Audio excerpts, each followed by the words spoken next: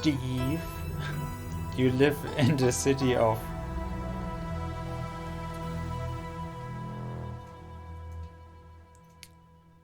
Whoops.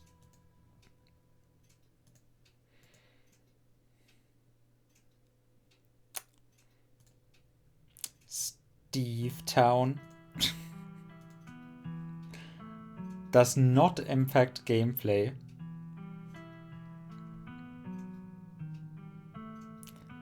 Who is gonna refer to me? Okay, well, whatever. Oh, select 2 traits. Traits unlock additional paths and dialogue options. Powerful.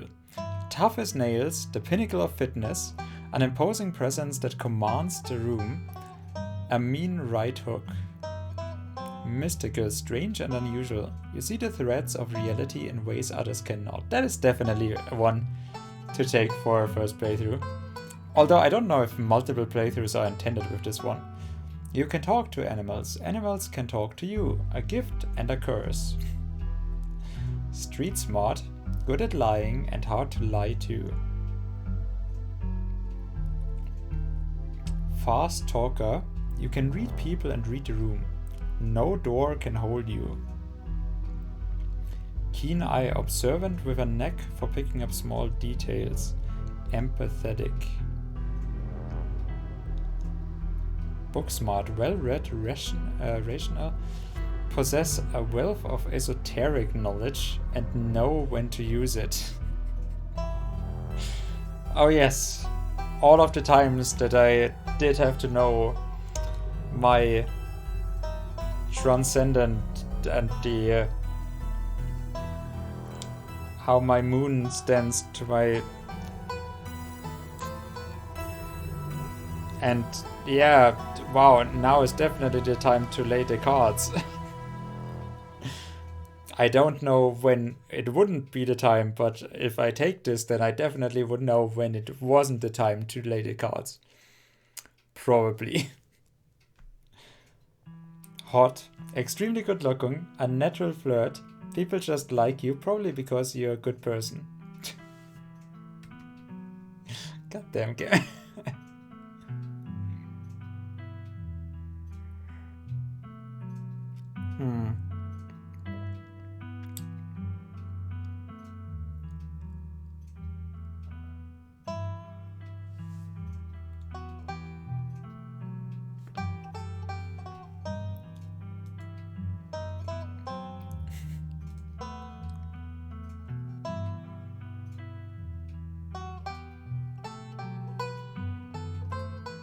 Doesn't really go well with my with my Steve, but I kind of want to take mystical and keen eye.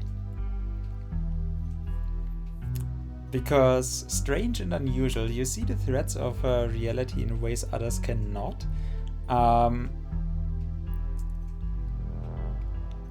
But not actually being good with being lied to. Like, I see greater truths, but you can absolutely fool me. But I'm empathetic, so I'm not stupid. I see a lot of things, but just when you are specifically going in trying to fool me, you probably can. But normally I would not be able to fool by appearances, so mystical and keen eye kind of go really well together. It just doesn't go well together with Steve. Yeah, so let's take those.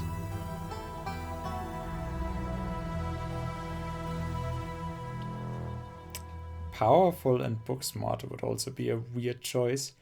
I guess the other one would be being hot and street smart.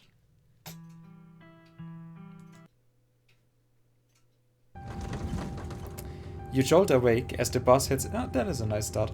A particularly nasty bump. You feel like you had only just managed to start drifting off. And now, here you are, awake again and still exhausted. Okay, yeah, you can see everything. I'm still kind of slumping down here.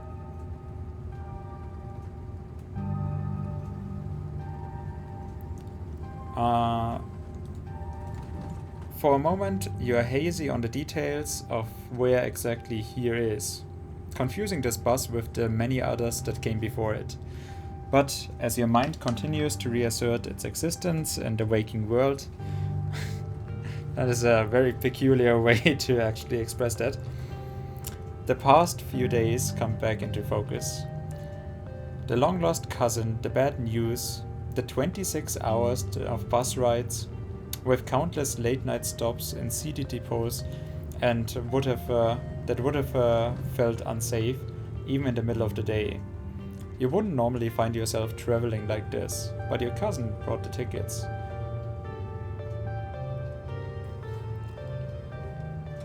That is true though. Like most of those stops feel kind of shady. Even though there's no reason to expect it.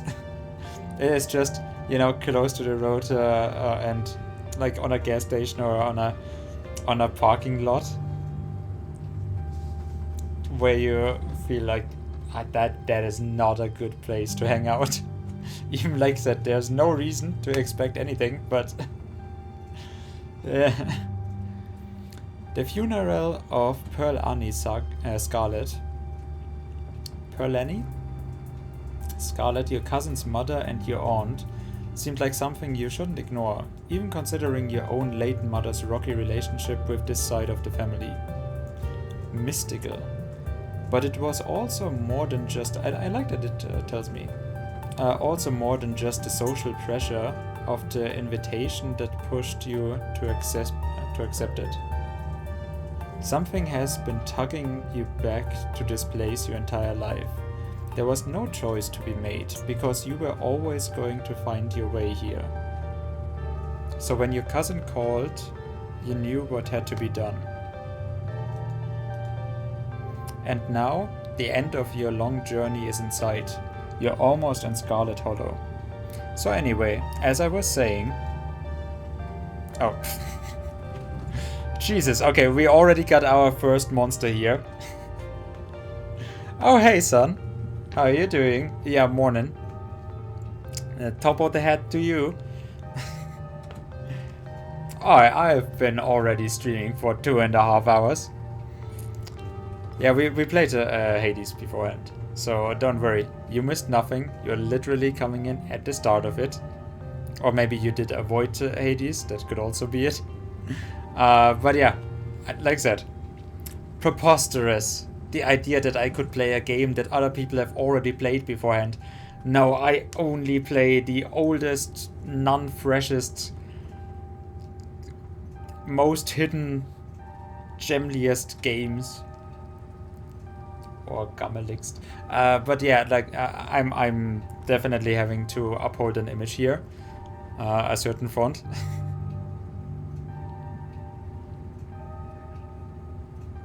Wait, so you slept for 2 hours? That sounds more like a midnight depression nap to me. But you're early enough to start drinking, so good enough. Oh no, he's still here. And he has been talking for the last 2 hours that I've been asleep.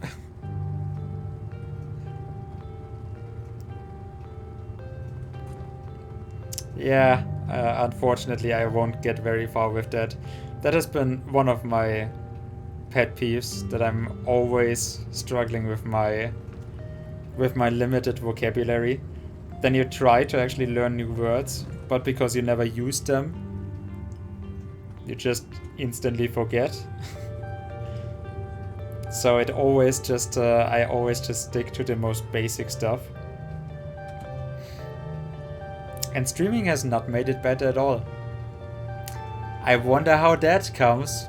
I've been here for 2 hours, streaming Hades to nobody. Then again, I do have to say, Hades is not really a good streaming game. You already, like, I mean, there's only so many builds that you can explore. The power-ups, as fun as they are for a moment, but there's nothing really new or unique that you can build. It doesn't necessarily annoy me so much, at least at the moment it doesn't. But you don't have enough runs anyways that it feels like you really would need that. You would need to do something super unique, but it is kind of annoying that Hades feels just short of brilliant. It gets so much praise, and I do get that. Yes, like obviously I love the mythology setting, but it is again one of those when mythology stuff is popular, I seem to be not so much of a fan of it. And when mythology products fail, then I'm all over it. Nah, it is still good. It is still good. Sleep for 10 hours. Just Friday, Saturday. That's when it is.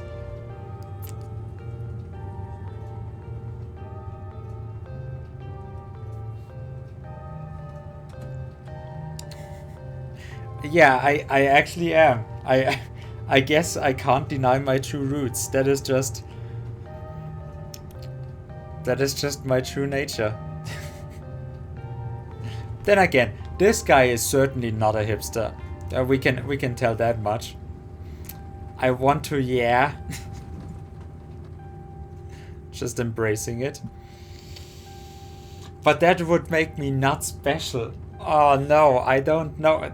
Wait, does it come with like when you're a hipster, you are just by definition special because you constantly search for stuff that nobody else likes? But then, or is it that when you are a hipster, you are like grouped up with other people that are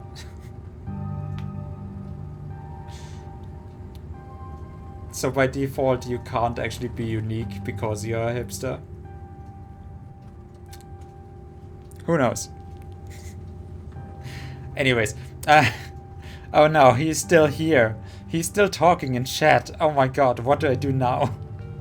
He has been sitting next to you for the past 5 hours, talking at you without pause. You're not sure he even stopped when you started to doze off. At first you thought he was just being friendly, but that was several hours of one-sided conversation ago. So, I was up in Maryland, looking for work but mostly messing around because I was a dumb teen. Me and my buddies were doing our usual prank stuff, you know, pushing joggers into the harbor, that sort of thing. Dude, what is wrong with you? Why are you talking to me?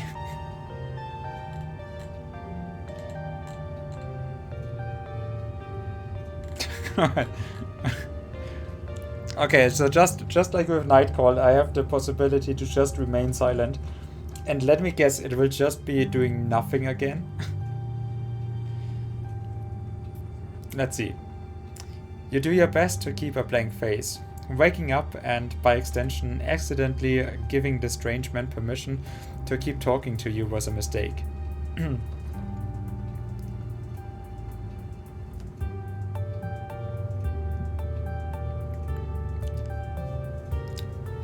So this girl comes up to us, swinging her purse, yelling about how she was gonna call the cops or whatever. It was hilarious. She actually hit my friend, and she said it hurt a lot, so I guess she really was mad and not just playing. But she kept swinging. Soon enough, she lost her balance and fell into the harbor all on her own. We didn't even have to push her. We had a good laugh and fished her out, and her phone got soaked, so she couldn't call the cops on us. We wound up hanging out all day. She kind of became my girlfriend after that, and we have been on and off for about a year, so it's pretty serious. Though about 5 months ago she tried to break up with me, like for real, and geez, you ever just get so mad you just wanna like kill somebody?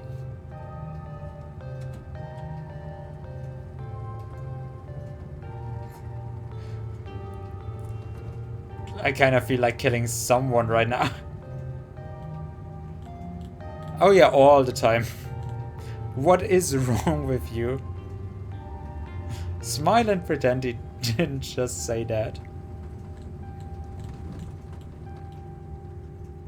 No, I never feel that way. Sorry. I've never wanted to kill anyone. You're young. You'll get it when somebody tries to break your heart someday. It changes a person, makes them think things that they never thought they could. Ha! Actually, as a ha. I honestly could have killed that woman. Anyway, she's giving birth to our son right now, so I'm trying to get to Virginia to get...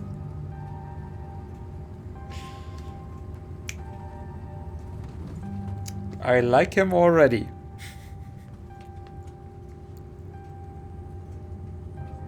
Yeah, it is going places, mostly to Virginia.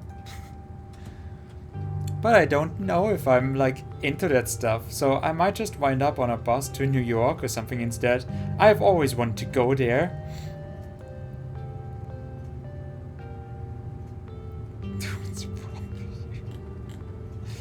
Smart move, get out of there while you still can. I would probably do her a favor, right?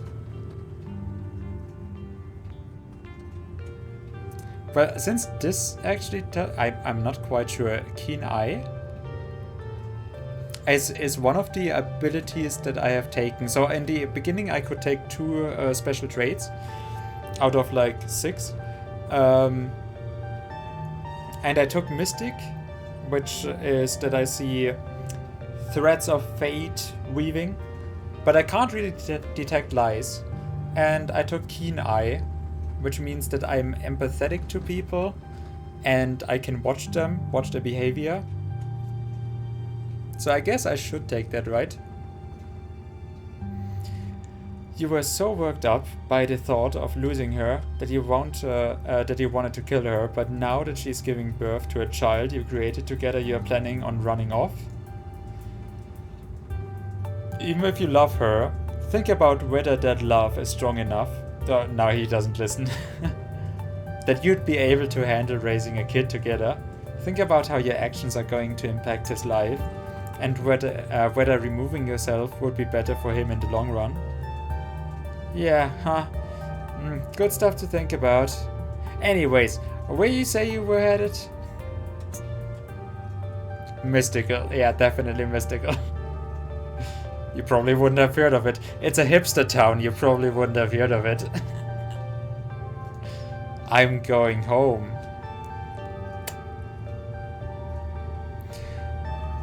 I'm coming home. My mother fled this place many years ago, but she is gone now, and I can feel it calling me back.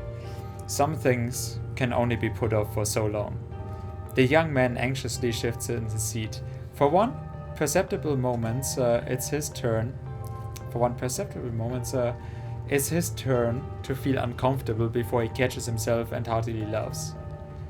Oh, you must be talking about Scarlet Hollow, right?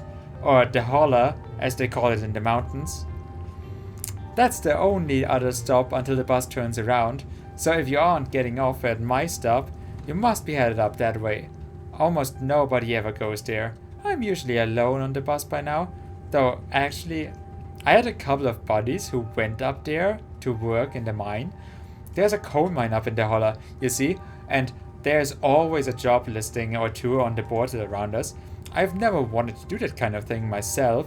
I like my lungs the way they are, thanks. But my buddies got desperate enough to try it. I haven't heard of them in a while. Now I'm like... Now that I think about it, I should see if they are on Facebook. See how they are doing up there. Oh, that's so 2016. Hope they didn't die. He looks back at his phone for once focused. Oh, this is me. It was lovely meeting you. Hope you don't get too bored without me around to talk to. Here, I have something for you. The stranger rifles through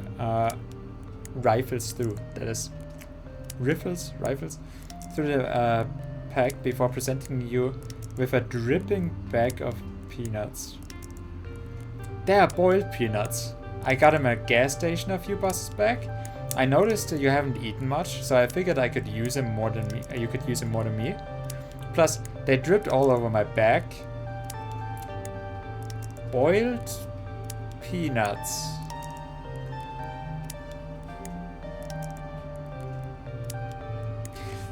So I don't want to carry him anymore. Tip: sometimes picking a dialogue option establishes new facts about who you are. Screw you and screw your peanuts. I'm actually allergic.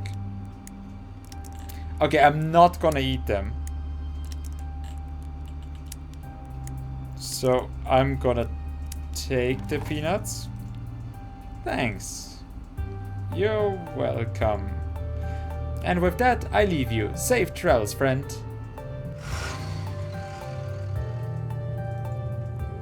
At least he didn't scoot over from his side of, of the bus to sit right next to me as the only other passenger.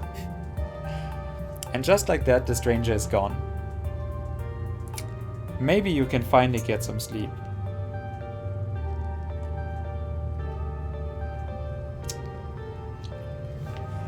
Next stop, starting here. Oh wait, it's not a German train station. Okay.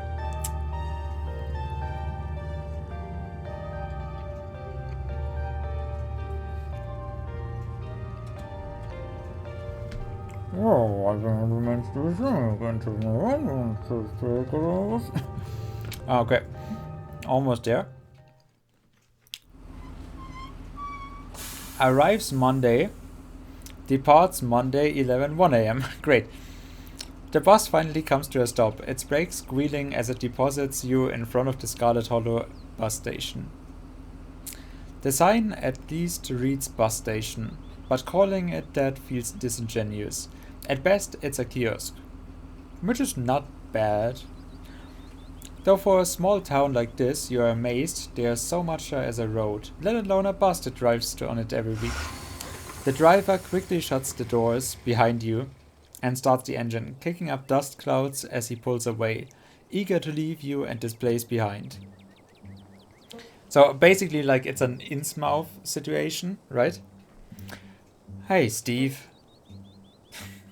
Steve. Yeah, I know exactly why I called myself Steve, but then again, that was before I could take the traits, and my traits are actually kind of making me sympathetic and empathetic, which is totally not like Steve.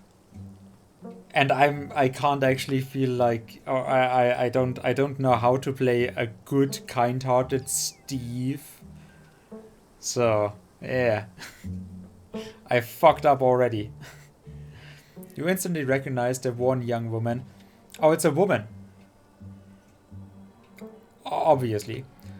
From the few public photos on her Facebook page. She's your cousin, Tabitha. Steve and Tabitha. And she looks annoyed to be here.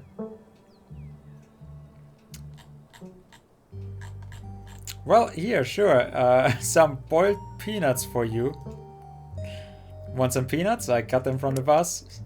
You hold out a dripping bag, offering it to your cousin.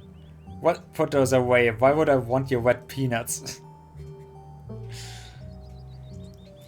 At least has common sense. Now come on, let's go. I don't want to spend any more time down here than I have to. Your cousin turns and motions to an old BMW. Parked near the kiosk. I'm always BMW. You follow her, clambering into the dusty relic. Like, why is it called BMW? I thought names would then...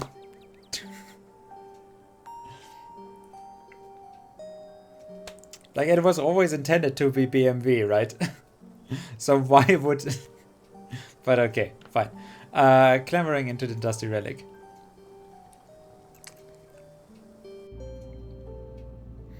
It doesn't take much driving before the only signs of civilization are the car you're in and the road you're on. Tabitha maintains an icy silence as she focuses on the road. Sure you don't want any peanuts? Dialogue options labeled Explore can usually be taken without advancing the story. They can impact relationships and unlock additional story paths, so choose carefully. How are you holding up? I guess we are both members of the Dead Moms Club now, huh? So the funeral, I can't believe we have never actually met before this.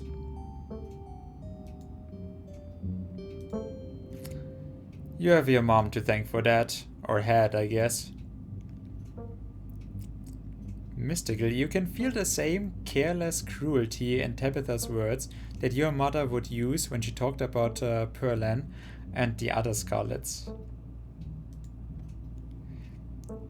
The wound that tore your family apart runs deep enough that it bled through the generations.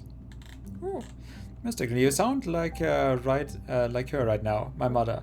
She hated this side of the family so much. We don't have to become our parents. That is why I took this. That face. Well, I guess they don't really like to be lectured, huh? A rifle gun something becomes an act of making scratching motion as called rifling.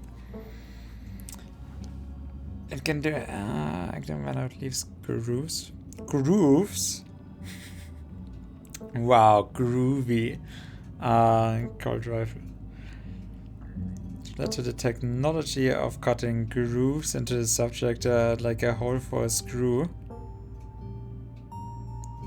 Getting named rifling. Okay.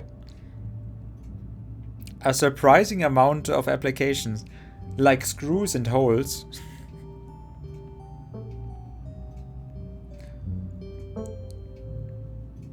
Okay, yeah. No, I put that together from. Although I guess from Danish it is. What? Wait, did you actually have to learn German, or is it more like you can just naturally speak or understand most of it?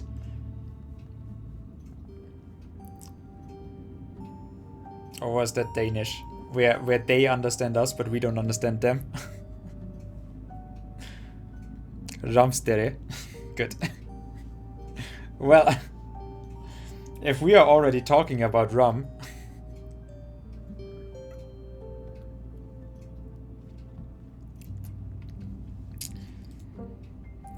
Ah, she is the one who left. Well. Also, we're just looping this through for now. Until I... Hey!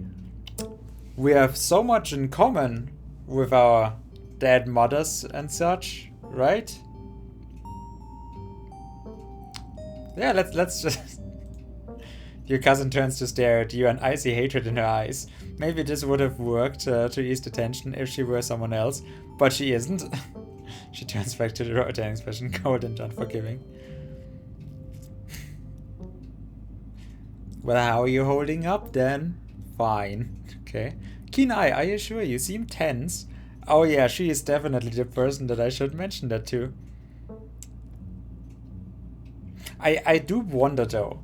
Like, is this then just helpful, or can it be hurtful as well? Like, normally I would then say here, okay, but if the changes and just, you know, the nice approach, even though she hasn't earned it, but probably,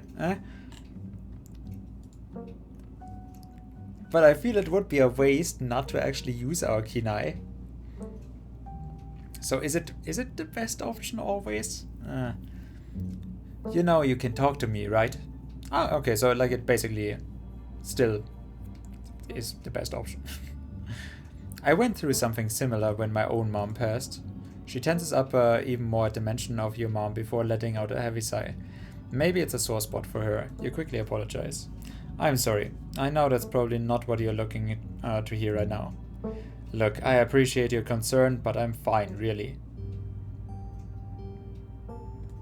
So the funeral, it's on Sunday, right? Yep, like I told you. Jeez, that's almost a whole week. Man, I wish it was Monday again. Have you worked out all the details yet?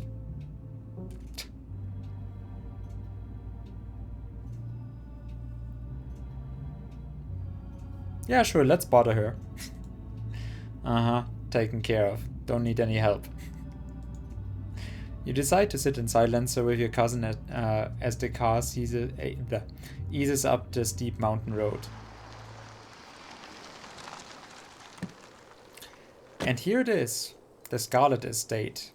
Though it has seen better days, its crumbling elegance is not lost on you. Someone used to cramped apartments in grey cities. Oh. Your mother told you about this place many times before she passed, always with an anger burning beneath her wounds. The faded majesty you once imagined doesn't quite compare to what's in front of you. A jarring blend of opulence and ruin, as you stare at it perched on the crumbling cliffside.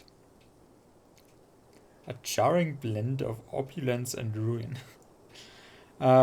You can't help but feel like it's something that should have been left to rot long ago. Long ago. For 2 years in school, but I literally slept through the years. That was when you could still actually sleep. So maybe if you do need some deep sleep, listen to some German streamers.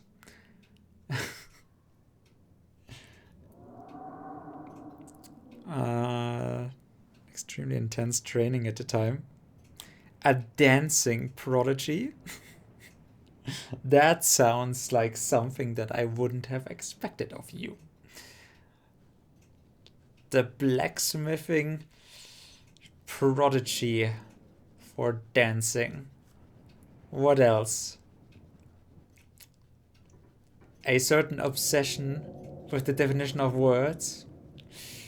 That makes for quite an interesting bouquet of talents and interests, my good sir.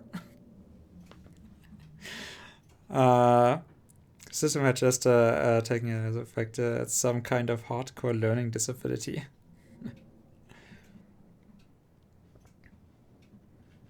So you didn't actually need to actually take any tests for German. It was just like sit there, learn, observe, and forget. But living in Berlin and Lübeck for about 2 years. Oh, okay. Yeah, speaking is always just the hardest. And I'm not even quite sure. There's like 5-6 different ways that languages are made up of. Like 98% of languages are basically made up of or like 95% of languages are made up from 3 different kinds of ways to organize their sentences.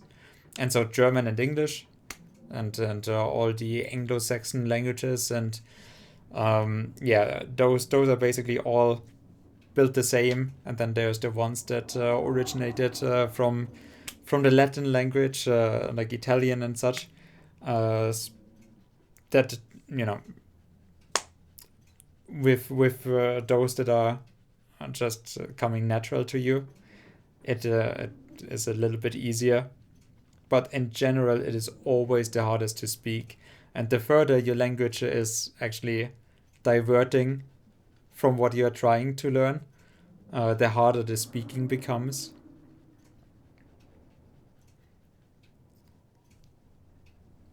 Until I had to go a summer job, historical armory, to afford for me and my partner to participate in a ballroom competition.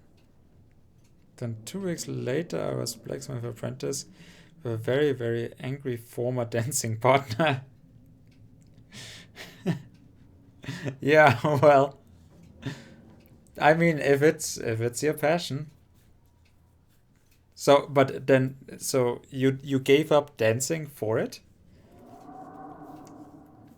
I mean, I guess you kind of then have to.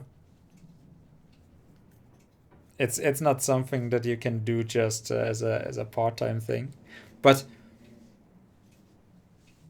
like you still do it as a hobby, or you just completely gave it up because you said, okay, I decided that blacksmith thing, that is where I'm feeling at home. The dancing was nice and all, but just with raw emotions expressed through dance moves alone, you can't really hammer something in.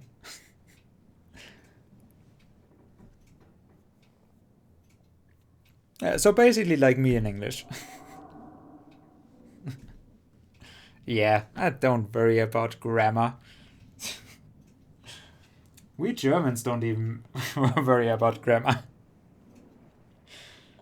It is like the better you get at a language, the more it becomes that you're trying to find ways to like to skillfully divert from the intended grammar and like speak in the language that the natural speakers are using, which seems to be exactly not the school style that you're learning. You're hit with a blast of dusty air as you step across the threshold and into the foyer. Everything in this room has been here for much longer than you have been alive, each object cemented in place with layers of dust and cobwebs. You can hear doors creak on the hinges and the aches and moans of ancient floorboards as the house itself sways in the wind. Well, that is not a very stable house. Welcome to our family's humble estate. Unfortunately, due to the current state of the house, only a few rooms will be safely accessible during your stay. I wouldn't go wandering anywhere else if you value your limbs. The floors have been known to give out. If you know what's good for you, you'll stick to your room, your bathroom, and the kitchen, and hallway, I guess. But only the hallways you need to use to get to those places. I'll show you around, so you know where it's safe to walk. You can leave your bags here for the time being.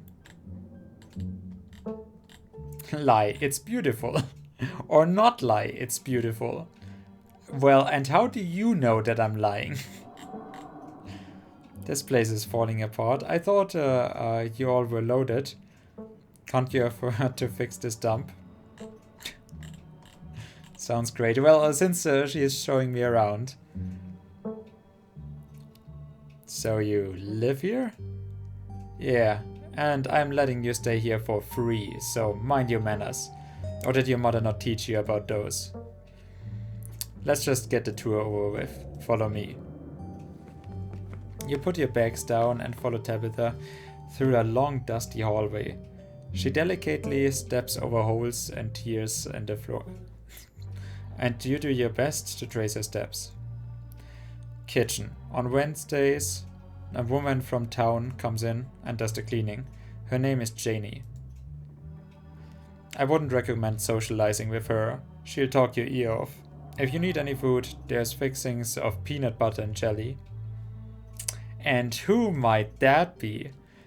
Mystical, as Tabitha speaks, your eyes are drawn to the windows and the overgrown garden outside. Dread and anxiety grip your lungs, and you can almost feel the ground beneath you start to slip. This place is a step away from being swallowed up and vanishing forever. But I'm not seeing anything outside. Don't touch my mac and cheese, or my ice cream. Those are off limits. Oh, and you can also, maybe it was the cat, and you can also access the garden through here. But it's pretty wild, so I wouldn't if I were you. Tip: some explosions prevent you from taking others. Explore Mystical? This place isn't safe, and I don't mean that in the sense of being perched on a literal cliff. Something is wrong here. I can feel the weight of the world pulling down this place. Someone cleans this. You said someone actually cleans this place. Have you ever actually seen that happen? This is so nice. It's perfect. Awesome. I love. So, yeah, the choices of I can feel the weight of the world pulling down this place, or awesome. I love peanut butter and jelly.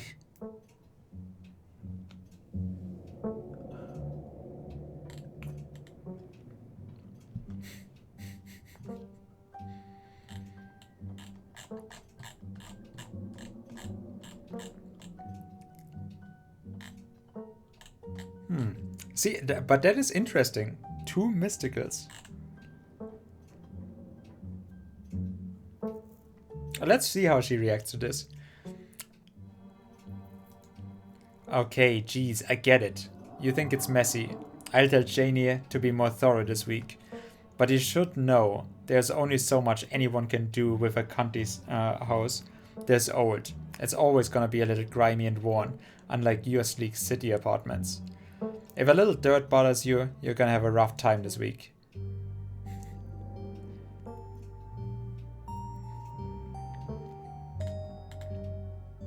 So, what if I want ice cream? Then you can buy yourself some at the general store. If you touch my stash, I will know, and there will be consequences. Oh, how very folksy. Oh, that sounds like a luxury I can't afford. But I'm your guest. I was dancing because it was what my entire life had been to the point. The world didn't want anything else to be doing, but I was honestly beyond sick of it. Dancing competitively on a high enough level to survive on it. It's very much the same thing as being a professional athlete. Yeah, I can imagine that. Ballet is the same.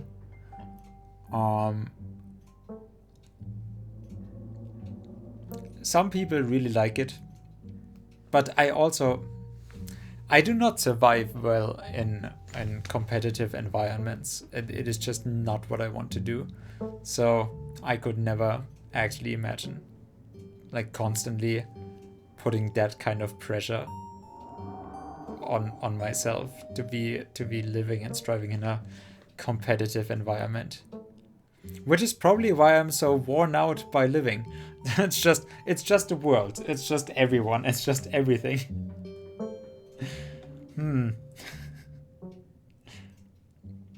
But yeah, that does sound very demanding.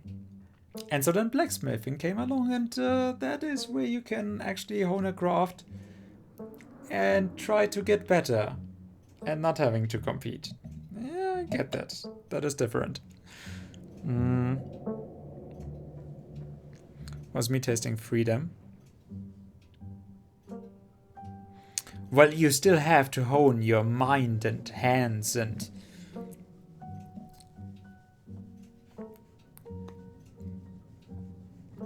your diet has to be like someone like me who is already falling over when I'm picking up a hammer. So you probably need to add a certain weight to it.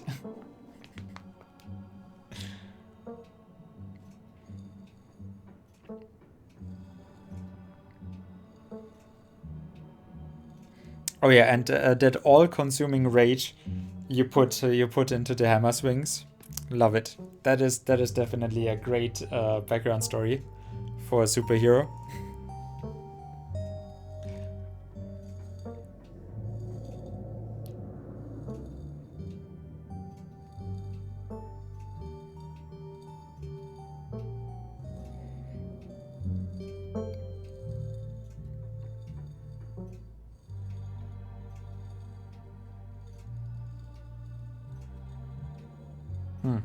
Okay. Yeah. I mean, such breaking points do exist. I know that as well. I had the same with when I was studying, and I was like the second and third week of studying, or like mid of the first week to mid of the third week, I was out sick, and everyone else already made friends and like was shown around to what places are there, and I just could never get in on the groups that built themselves up anymore. And yeah, it was just 2 weeks, but it just broke the whole experience, it felt like.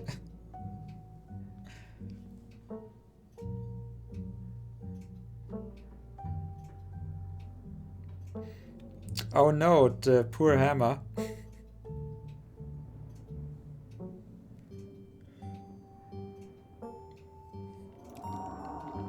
What's the point? I thought that is why blacksmiths are so chill, because they can put all their rage into hammering. Okay, but I'm your guest.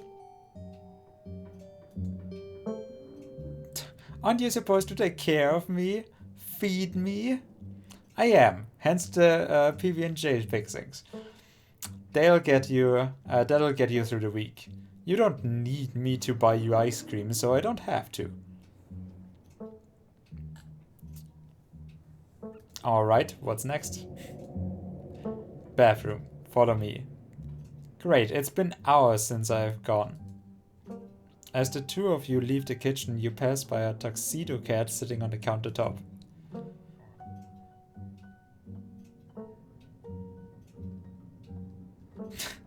That cat looks like it doesn't want to get pet.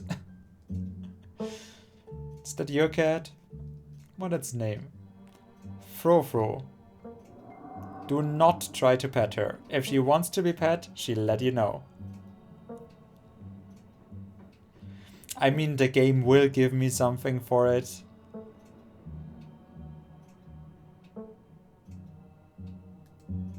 You decide to follow Tabitha's advice. Shall we move on? The bathroom waits.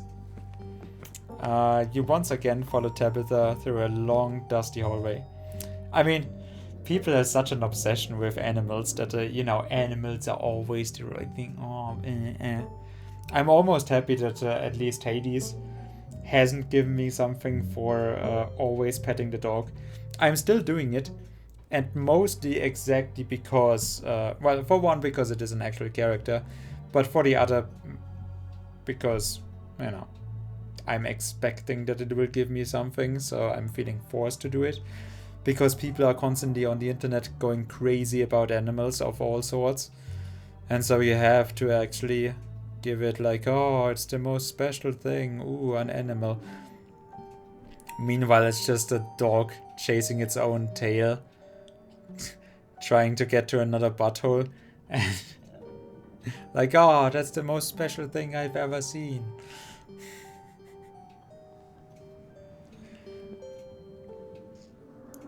How to use a hammer, and he had gone to school for the shit for 18 months. Yeah, no, that feels about right.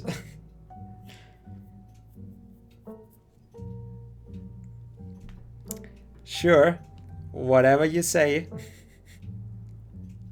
I'm always like, there's those people with dogs. I mean, there's also cats that are just hella ugly, but with dogs, there are specific breeds where you can just go with, like, what is that little gremlin fuck? Just, why does it breathe like that? Why does it look like that? It's, what is that amalgamation of pain and agony and slobbering mess? And why does it look like you just put it into a dryer for 3 hours and they are like, oh, my little baby, oh, it's so cute you are. Oh, you're my little gremlin monster. You're like,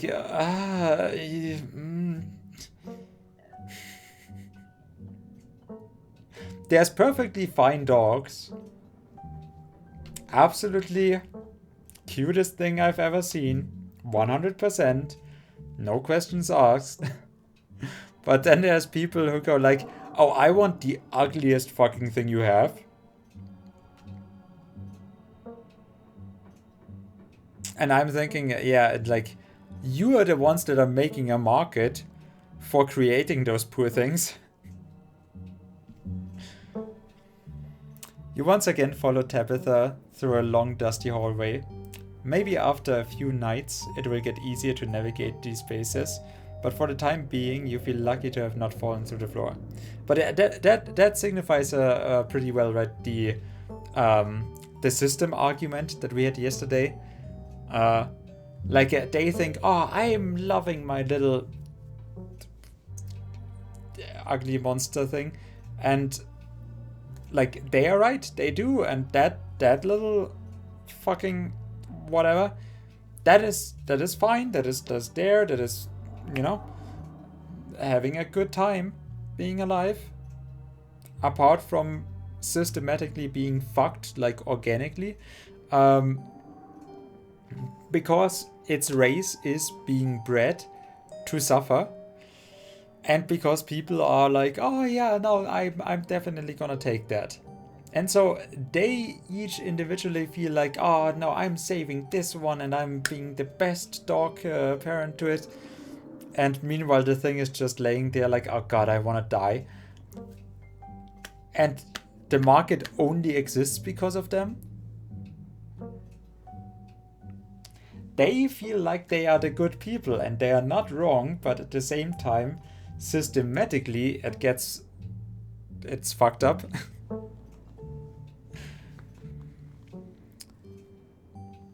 Aisha, my cat, is about as elegant as cats get.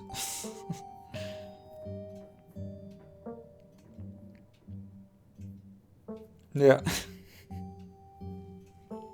As graceful as cats can get.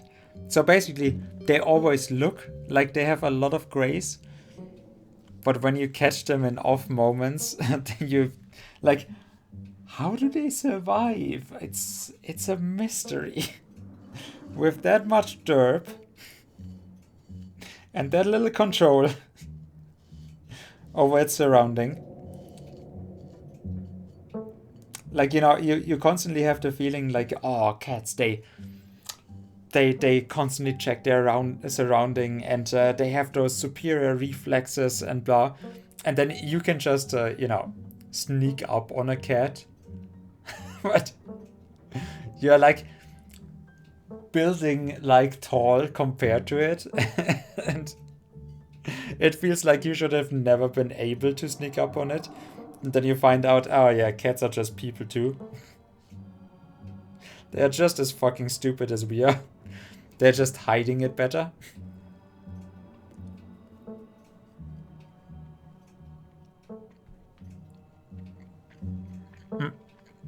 That is a great formulation, to my great unsurprise.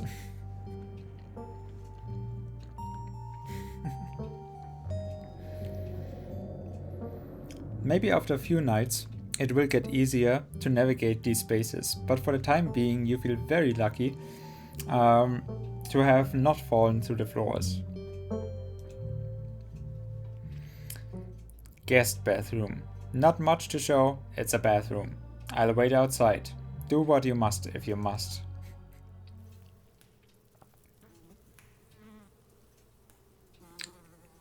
Yeah, no.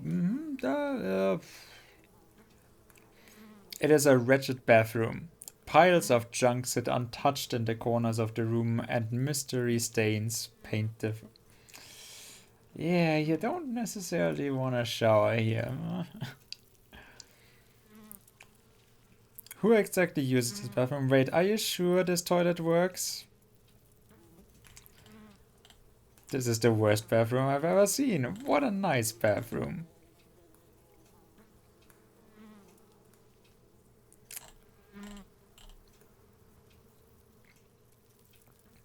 You sure the toilet works?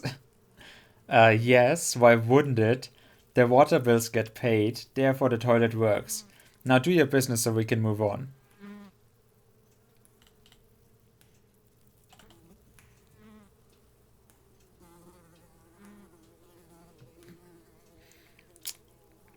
Let's have an extended conversation about that. But it's so crusty. It's fine, don't be so dramatic.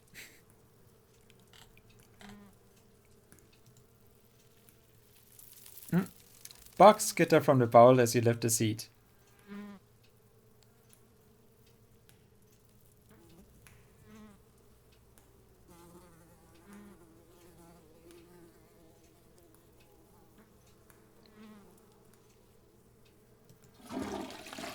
A toilet is a toilet. Sure, it could be cleaner, but your business needs doing, and this is as good as a place as any. You do what you must and rejoin your cousin out in the hall. I mean, good thing the game did tell me that it doesn't make a difference whether I pick a man or woman. Or they them. But I feel like it makes a difference here. At least as they them, I could use both. Wait, no, that's not how it works. Next up, guest bedroom. Last stop of the tour. Follow me. You and Tabitha briefly return to the foyer before climbing the stairs and reaching the guest room. The room smells old. Dust, mildew, wood rot. It has it all. A week of sleeping in this place might give you permanent lung damage. This is where you'll be staying. The linens are fresh. I had Janie wash them last week. I had to endure a half-hour rant about her kid to get her to do it. So you'd better be grateful. An unmistakable stain coats the room. Someone has died here. No, people have died here. Look how unimpressed the painting looks. I do like that this is also, I can take mystical choices. They do mix with exploration stuff. Then I have multiples of those. And it can also be just a mystical observation sense. This closet, the closet is full of old family stuff. So you can't hang your clothes up. But you can use the dresser. It should be empty.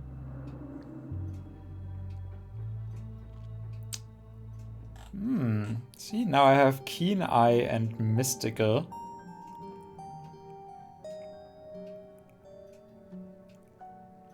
What's with all the boxes? Old family stuff.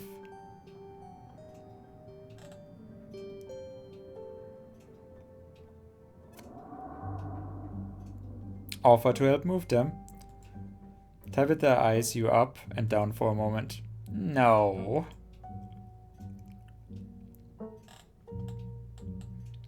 The room is nice, thank you. I sense a heavy spiritual fog hanging over this room. People have died here, haven't they? When? This house is almost 150 years old. 150 years? Obviously people have died here.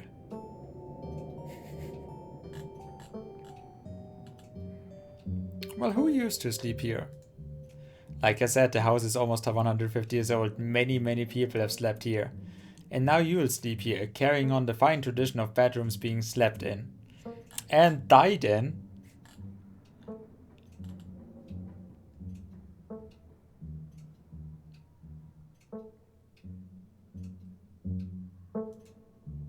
Oh, it's so nice, thank you. Good. You should be honored to stay in a historic landmark such as this. Every piece of furniture in this room is a genuine antique, handed down through the family for generations. This is not an IKEA bedroom or whatever such nonsense you're used to in the city.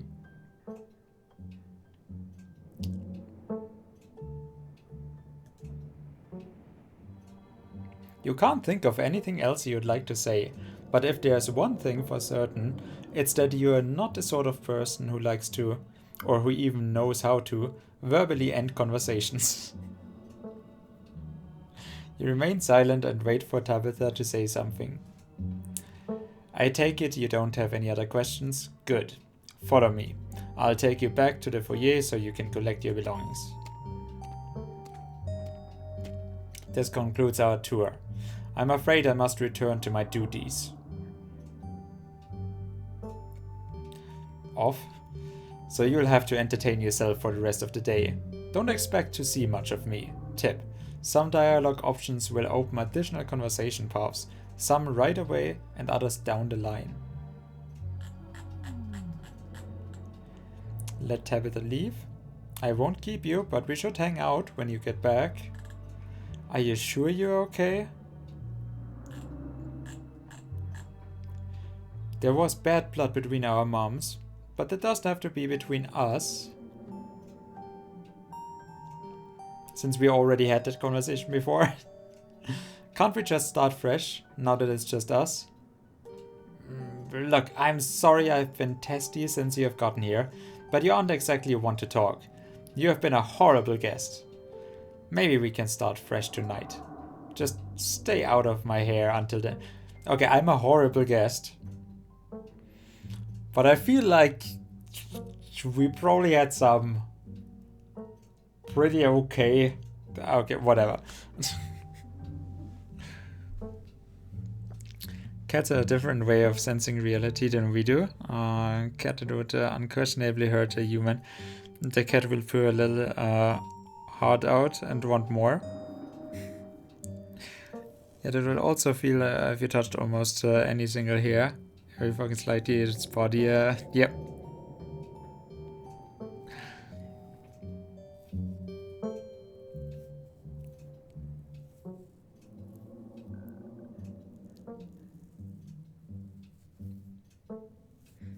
I mean, I would hope that there's also with reptiles where you wonder, like, does it actually enjoy it? Like, you know, a reptile getting scrubbed, like giving brushy to an alligator or something with a broom, and they'll just, you know, get their chin up that they don't have, but whatever. And it looks like they are enjoying it. And so we are pretending that they are enjoying it. But maybe that is just an involuntary reflex that they just feel like, oh, okay, well. Then again, they normally wouldn't really expose themselves properly. So that is why we are stipulating they like it. But yeah, like I would hope that the animals see or have a different kind of perception of what is going on. And obviously different senses that kick in overdrive and that they are being led by at moments. But yeah, with reptiles it is very peculiar that you can pet a snake and you can swear, oh yeah, no, the snake totally likes it. And like the snake meanwhile is probably just, stop touching me. It would just expand too much energy to slither away here. So just... Can you stop bothering me for 1 second? I have only had 18 hours of sleep. Of course I'm grumpy.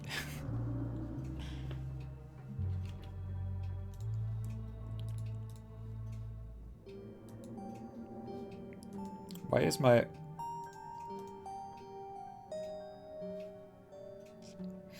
Why is my bot dead? Why is my chatbot application?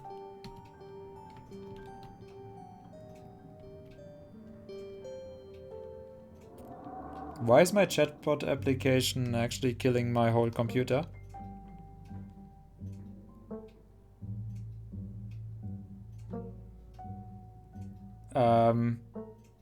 This is not good.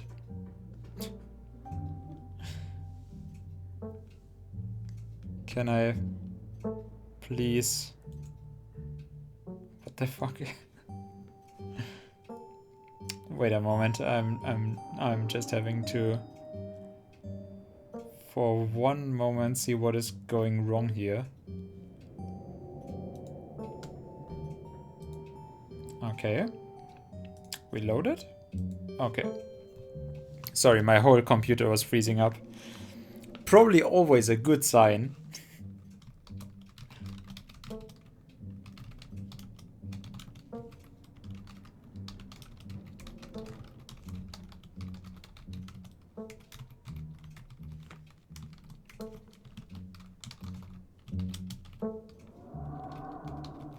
Okay. Sorry. And I'm back. Just no reason. It just wanted to see how I react.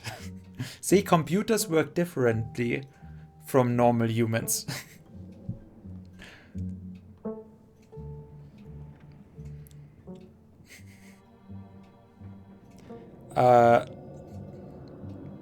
But I'm gagging for caffeine? Is that an expression that you normally use? You're standing in front of the barista, just retching at him. What is it?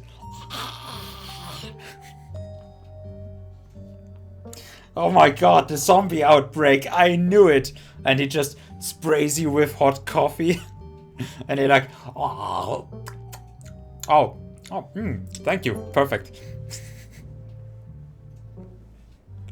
Have to lift the cliche. Yeah, I've basically never been a coffee drinker, but for the past year or so, I've made it a habit of actually trying to lift my depression vibes from, you know, just trying to be out 1 hour a day. Oh yeah, that's a pretty good plan. You still eat him though, right? Or you still bite him afterwards. Just a small nibble. Yeah, and because I'm already out, I'm then, you know, running past. Like, for some reason, even though I'm not living in a small, or I'm living in a pretty small village right now. That is also why my internet sucks when I'm not here at home from my parents. Even there, we have actually 4 different places where you can get coffee. And so obviously I'm running past 3 of them if I'm taking my normal route.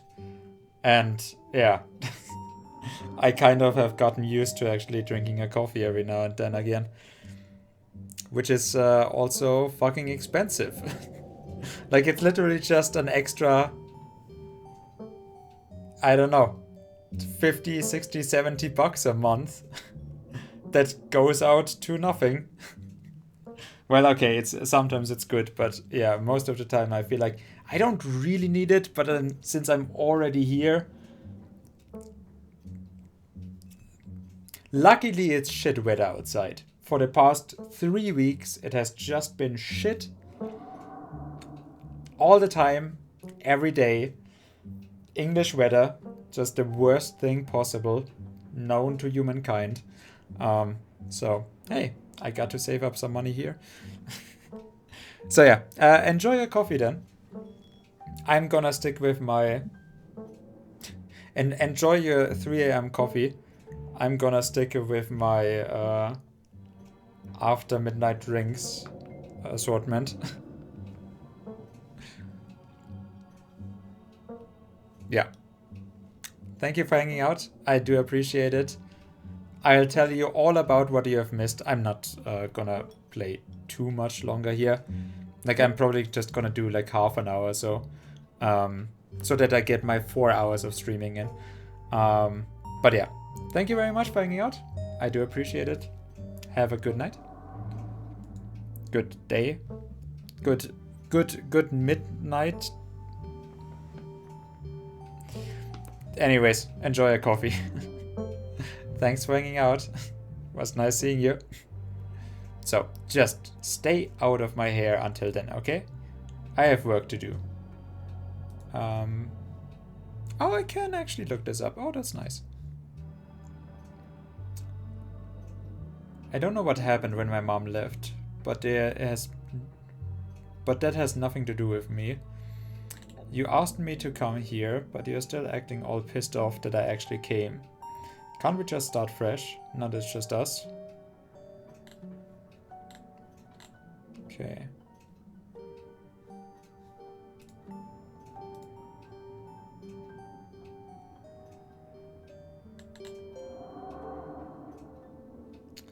Are you sure you can't take the day off?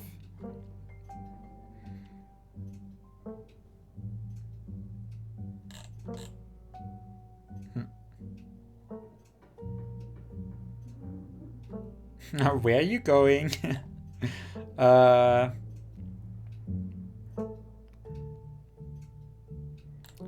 Well, are you sure you can't take the day off? Nah, that's probably it. They're probably not gonna take kindly to that. But I should ask what kind of work they're doing. I run the coal mine, same as every Scarlet who came before me.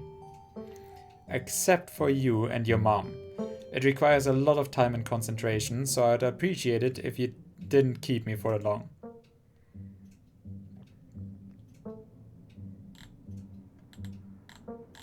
Sounds boring. Ooh, gross. Hashtag girl boss. I mean, I've been pretty reasonable so far, so I don't know if I should come out with that.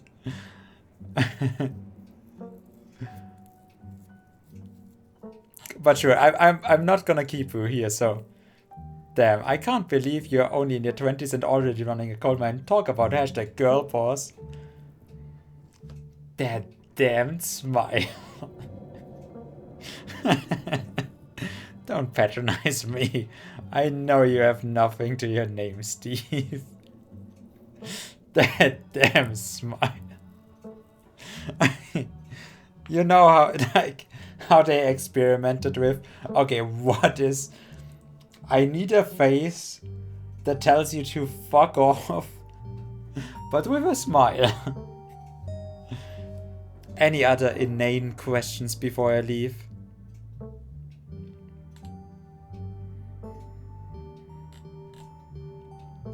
What am I supposed to do while you're gone? There's a very demanding job I should be getting back to right now that doesn't include figuring out activities for you to occupy your time with. I'm not your babysitter, why don't you... I don't know. Go walk around in town or something until I get tired. There are historic buildings to look at. I'm sure you'll have a great time.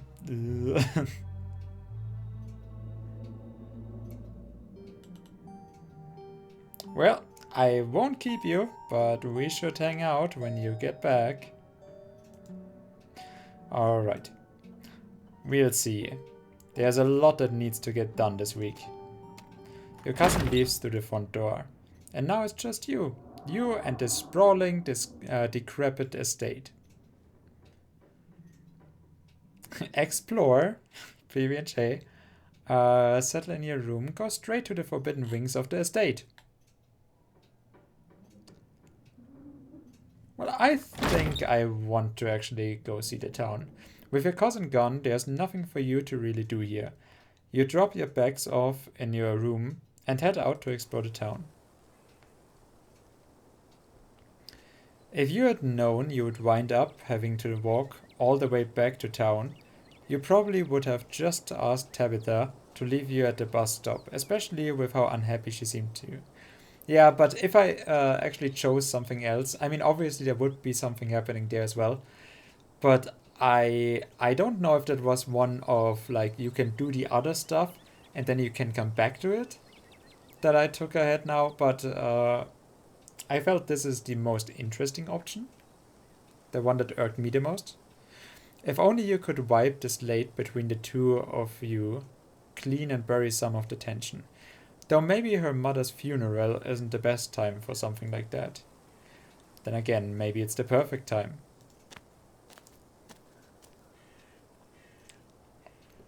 It is really pretty. Daytime. Scarlet Hollow Town Hall. Finally, you made it back to town. The holler, as that guy on the bus station called it, has probably seen better days. It still has the feeling of an idyllic country town.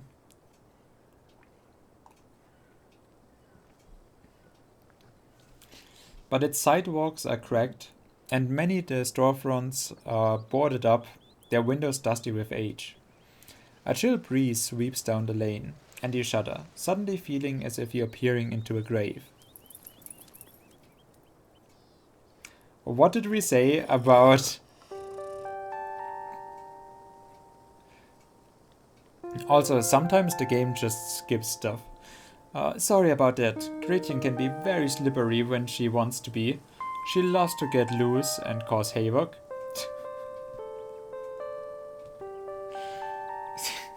That face. That damn face.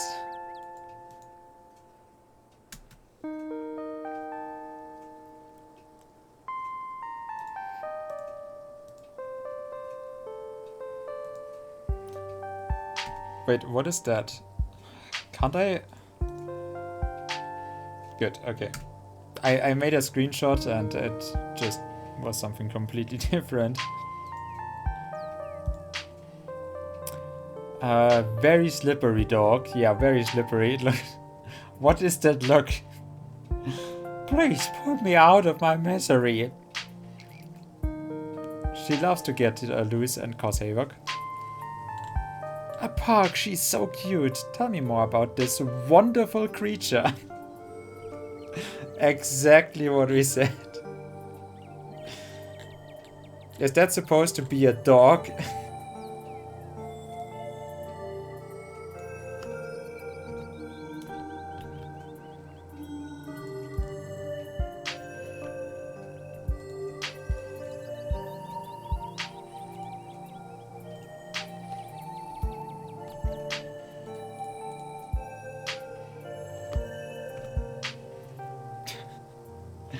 Nice, we just had that conversation.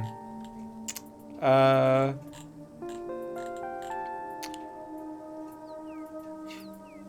pug, she's so cute. I don't do well with dogs. I mean, this would be kind of the point where I test how the characters actually react to if I'm trying to make fun of them or not. Although I don't even know if I'm making fun of it, because like that's an option that I take and I could actually just mean it. But I'm guessing from the wording I don't.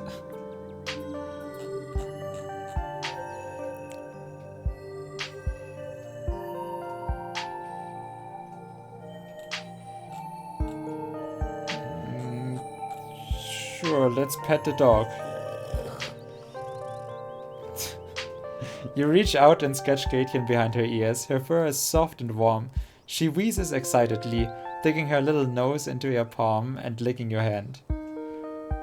That face.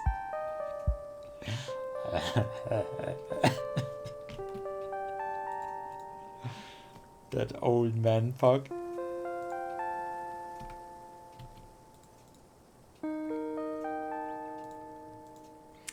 I'm so glad you two are getting along. Isn't she just the cutest? With how energetic she is. She gets when... Oh, you'd know she know... Oh, I'm so glad you two are getting along. Isn't she just the cutest? With how energetic she gets, you'd never know she's 17. That's too old for a pug. That's amazing. It sure is. I'm hoping she beats the current record holder and makes it to 19. Or better yet, 20.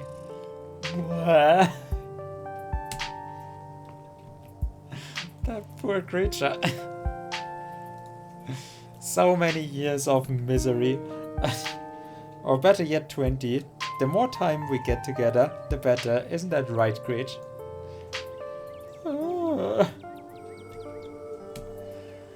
But what am I doing? I got so caught up in the excitement of meeting someone new that I entirely forgot to introduce myself. I'm Stella. It's not often I see a strange face all a... Well, a stranger's face, okay, but a strange face? Have you looked at your fog? Every now and... Well, maybe that is because why she has a fog perception. Every now and then there's a new crop of coal folks. But you don't look dusty enough for that. You aren't in town for the funeral, are you? The Scarlet funeral? Item, offer her boiled peanuts.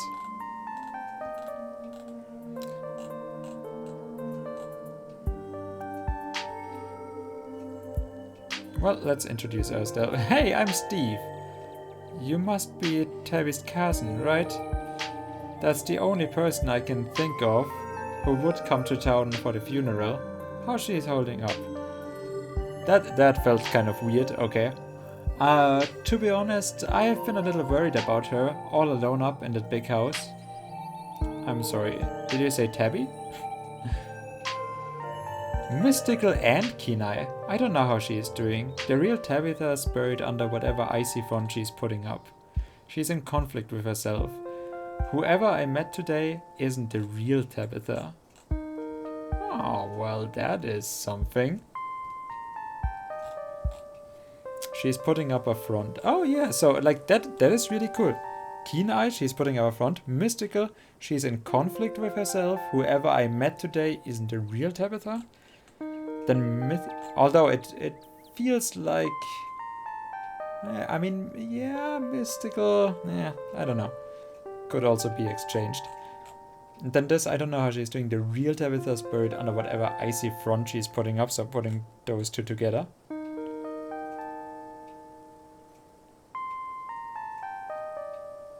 She's awful, and as far as I can tell, she openly hates me.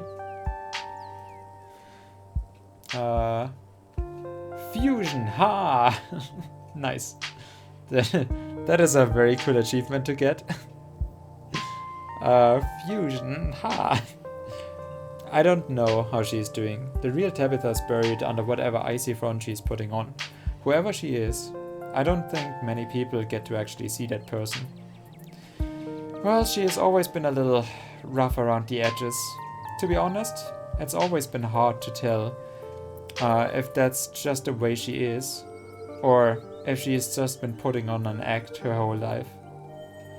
To think she has been up in that old mansion all by herself. Why is the park looking at me like that? I'm glad you're here. You being in town will probably be doing her good. Even if she doesn't think so herself.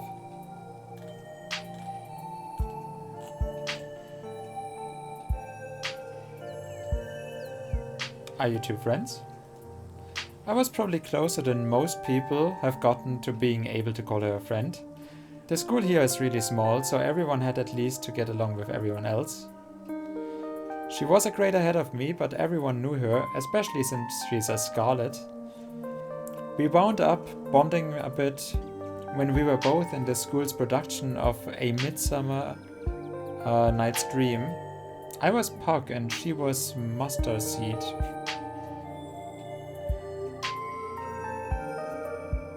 Okay. As you might have expected, she was more than a little prickly, but I managed to soften her up a bit in the end. But then she graduated, and that was that. Oh, if you just got to town, you must be starving. I was just on my way to the diner for a coffee. Ah, see, perfect. I'm playing the game at the perfect time. And they've got amazing biscuits. My treat.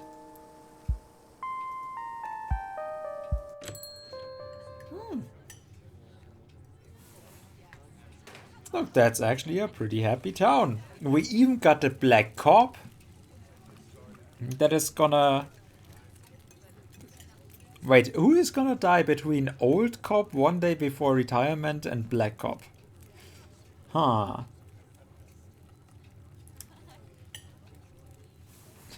Also, this is... Like, the menu is actually over this guy's head. But yeah, happy town. Happy place. Winnie's winning smile for free. Oh, that's nice. Fancy city coffee, $2. Sausage biscuit special. Sunday pancake special. Bottomless coffee, $1. A pleasant aroma of greasy breakfast food hangs heavy in the air. In contrast with the empty, lifeless atmosphere of the family estate, the diner is filled with a comforting din of human life. Yeah, exactly. All of which grinds to a sudden halt as the patrons realize that a stranger has entered the establishment. Social anxiety cure on one. Hey everyone, I'm Steve. What are you looking at? Silently stare at the patrons. You silently stare at the patrons, unsure of what to say, or perhaps unwilling to break the silence. Hey, this is Tabitha's cousin. He just got into town for the funeral. I'm showing him around.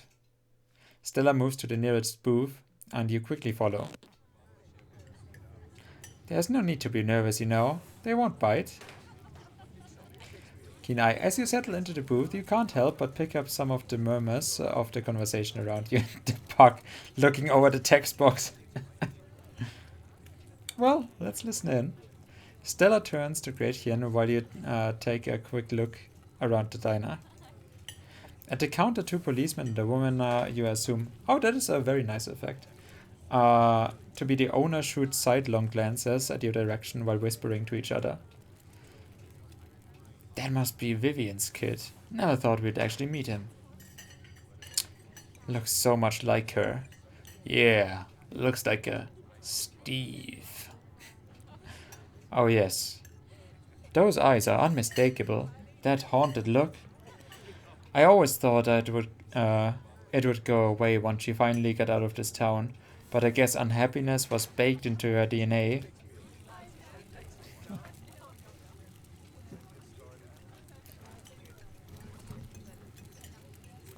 Well, my baked-in unhappiness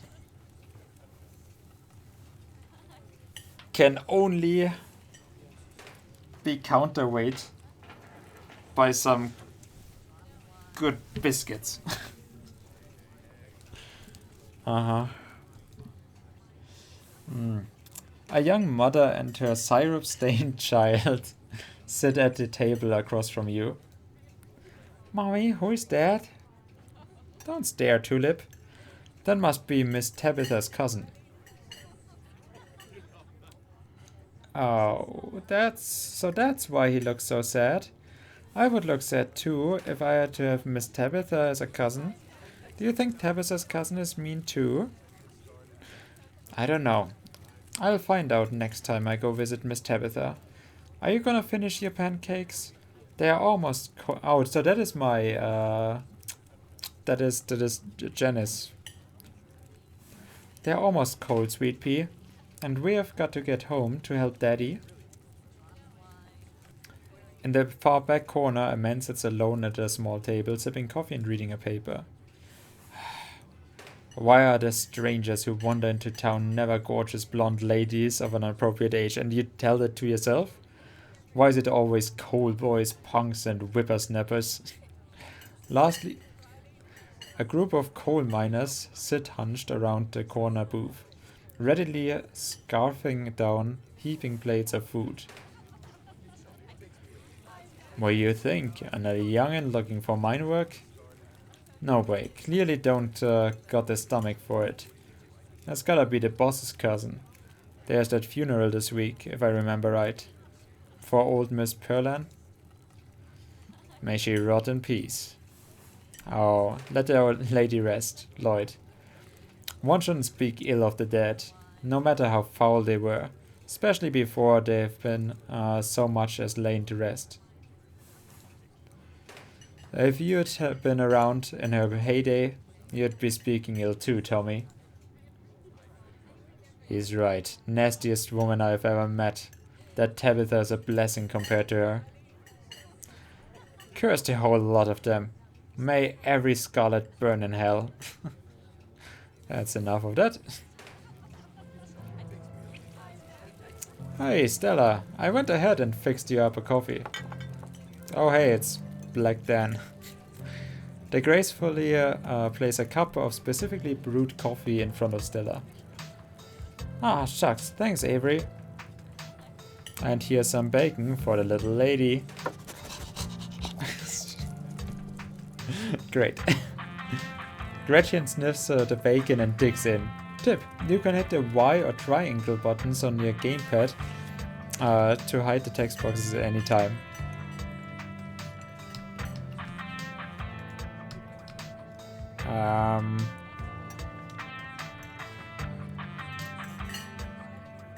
Why?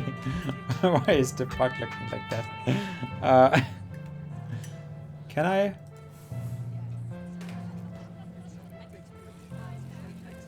Would all skip? Wait, skip unseen text transitions.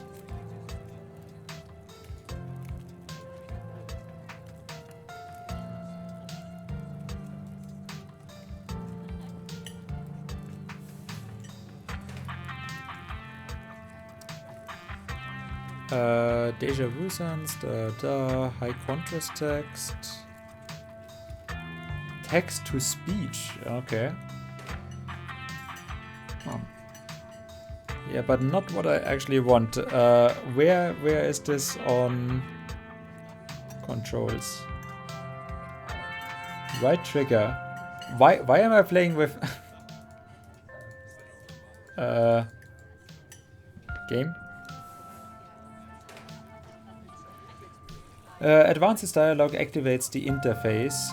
Right trigger, blood, D-pad, left stick, navigate, stimulates the mouse. Right stick, great. Start guide, Y top button. Yeah, can I?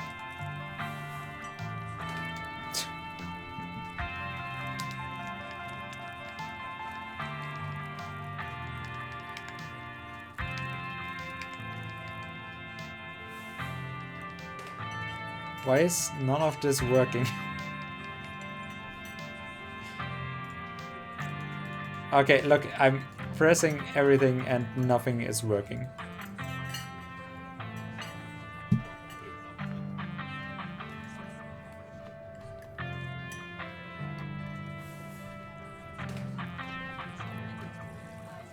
So I guess I'll just never find out how to hide the boxes.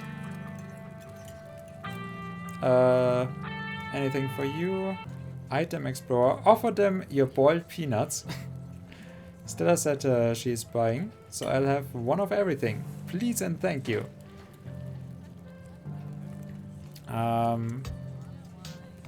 Yeah, I'm gonna order biscuit and coffee. I heard they were really good. Best in the county. Avery pours a fragrant brew into the empty mug in front of you. I like that she gave me a wink. They linger after pouring your coffee, turning to you nervously. Oh, and I'm sorry for your loss. Before you have the chance to respond, they're gone. Glad you took my advice with the biscuit. You won't regret it. Anyway, the funeral's not till Sunday, right? That gives you quite a bit of time to slum around town. I'm trying to think if there are any cool events going on this week. There are events going on? There's always the reading adventure in the library. Ooh. Also, look at her Cthulhu shirt. She's definitely evil. Look at this Cthulhu haircut. She's which is supposed to be for little kids, but I do it every month anyways. And I'm winning. Oh, and I'm pretty sure Avery's throwing a party Saturday night. So that's a fun thing. Got the puck. Ah, there we go. So I have no idea what actually hides the box on my mouse, on my keyboard, but I can press Y if I want to have okay, good. Apparently I got no button for it, but sure. Oh, and I'm pretty sure Avery's throwing a party Saturday night. So that's a fun thing to look forward to. And there's the weekly Sunday potluck. That should be right after the funeral too, so it will be a special occasion. Is the potluck no, that's really striking my fancy. Is the potluck a church thing? Would it be weird for me to come if I'm not a member? No, the Sunday thing is coincidental. I am actually hosted, it's actually hosted by the library. Not too many people go to church around here, if I'm being honest. A non-religious community in the rural south?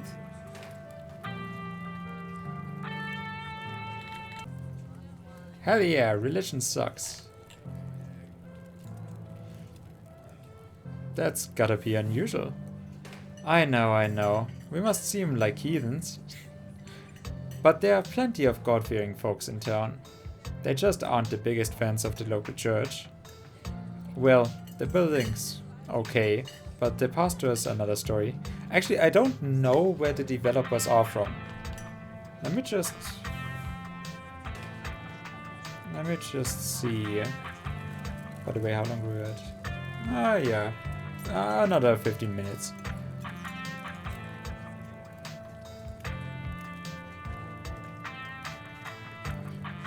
What is Black Tabby Games? Okay, Black Tabby Games is all Scarlet Hollow stuff. And we have episode 4 out already? Huh, interesting. That is... I actually thought it was just 2 chapters. No, that was Crown of Leaves that had 2 chapters out.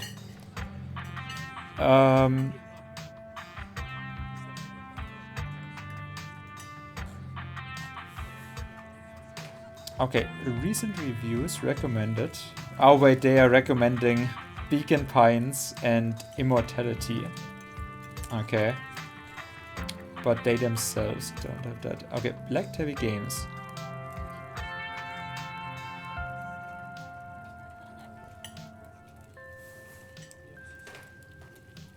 Let me see.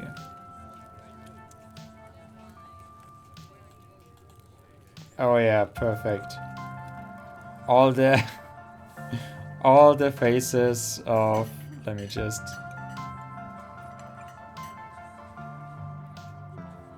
all the faces of Tabitha. All the worthwhile ones.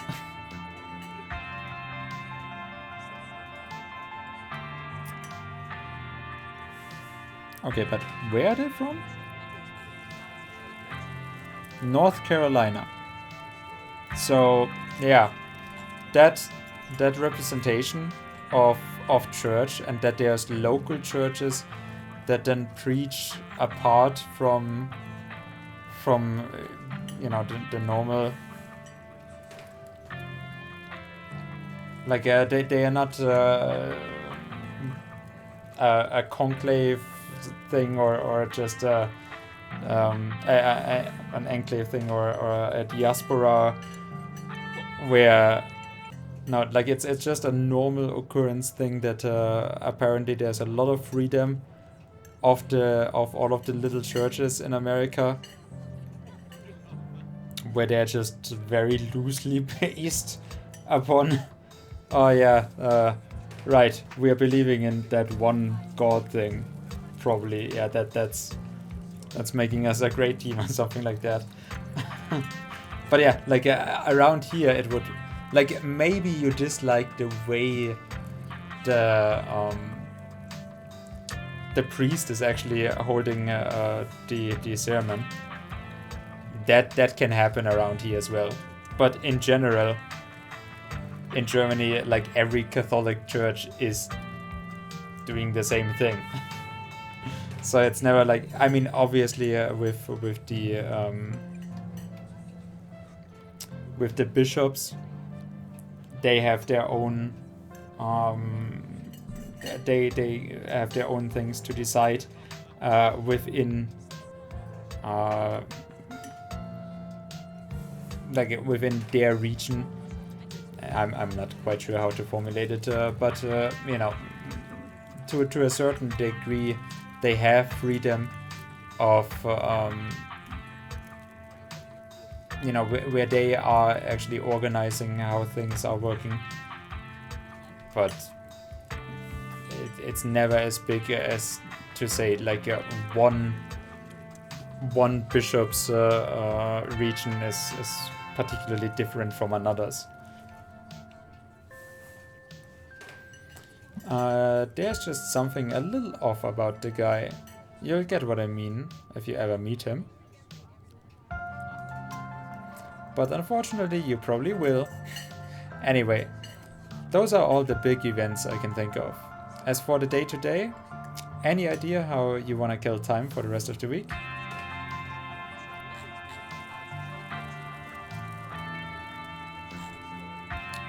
Well, what do you have in mind? Something telling me this is a loaded question and you've got something in mind. Was I being that obvious? My job means I spend a lot of time in the woods with a camera, and it's always better. Yeah. I can see that from the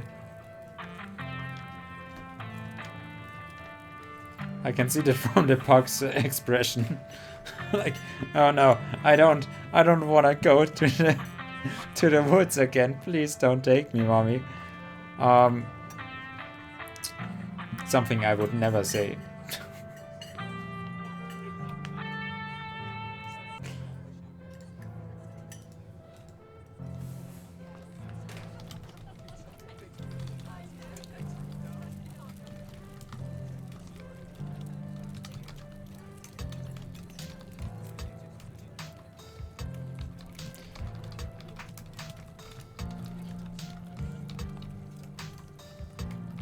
Okay.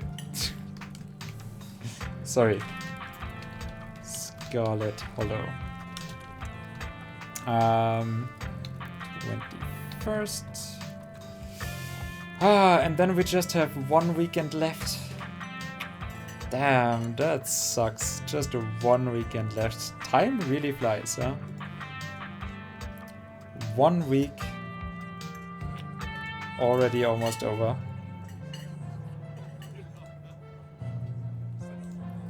But I really like the music. That is a very peculiar sound. My job means as well as someone else is there too. Before Stella can finish, Avery returns, Biscuit and Tao.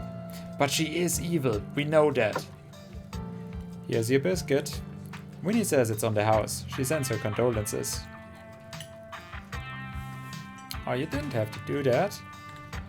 What do you look like, a charity case? Shut on.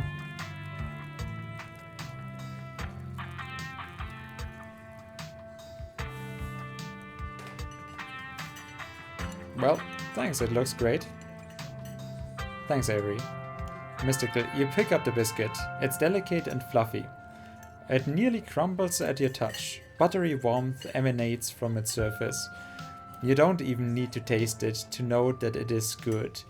Divinity given buttery form. That is what I'm using my mystical powers. Me using my mystical powers to find out that the biscuit is really, really tasty before I've taken a bite. You take a bite, it melts in your mouth. Yeah, that is the weight, the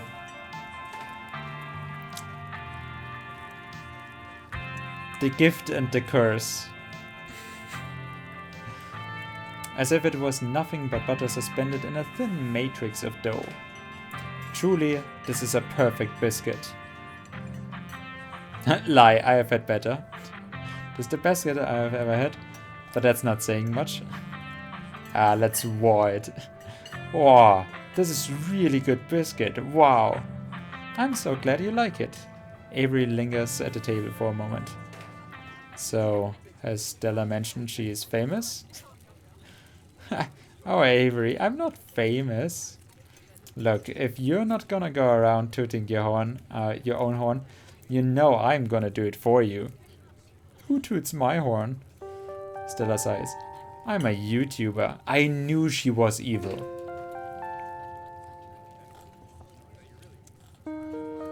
Oh, okay. Yeah, that is basically my reaction. How does that make you money? Oh, you and everyone else.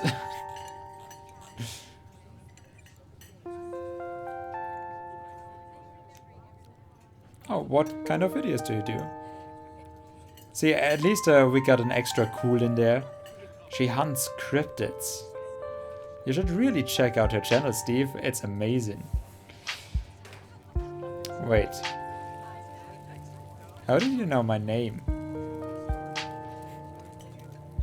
Oh, sorry. It's just that most people in town know about you. Sorry, I'm sure that must seem creepy. Oh, well, I guess the cat's out the back. The Hall is a small place, everyone knows everybody, and that includes extended family. Oh no, who has been talking about me? It's all good. I was just caught a little off guard. Phew, glad you didn't freak out too much. Yeah, and don't worry, nothing Perlan said about Yule Stick. About Yule Stick. Is that how you use Yule? That's for sure. You can just make a good impression, first impression, and wipe the slate clean with the whole town. Can I?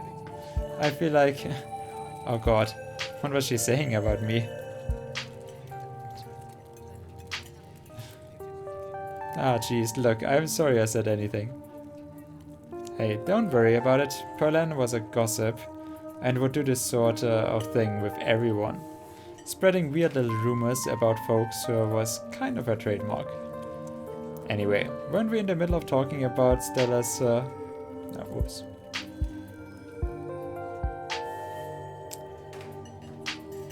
Illustrious YouTuber career.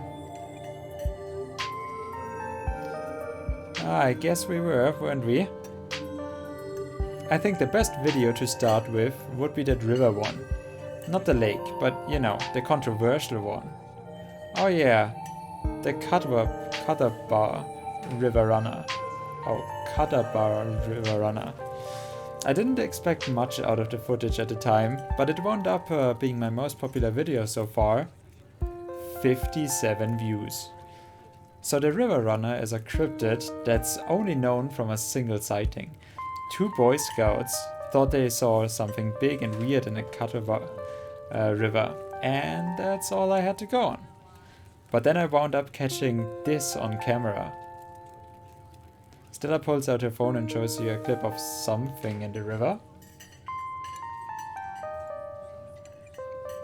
Damn you old YouTube layout.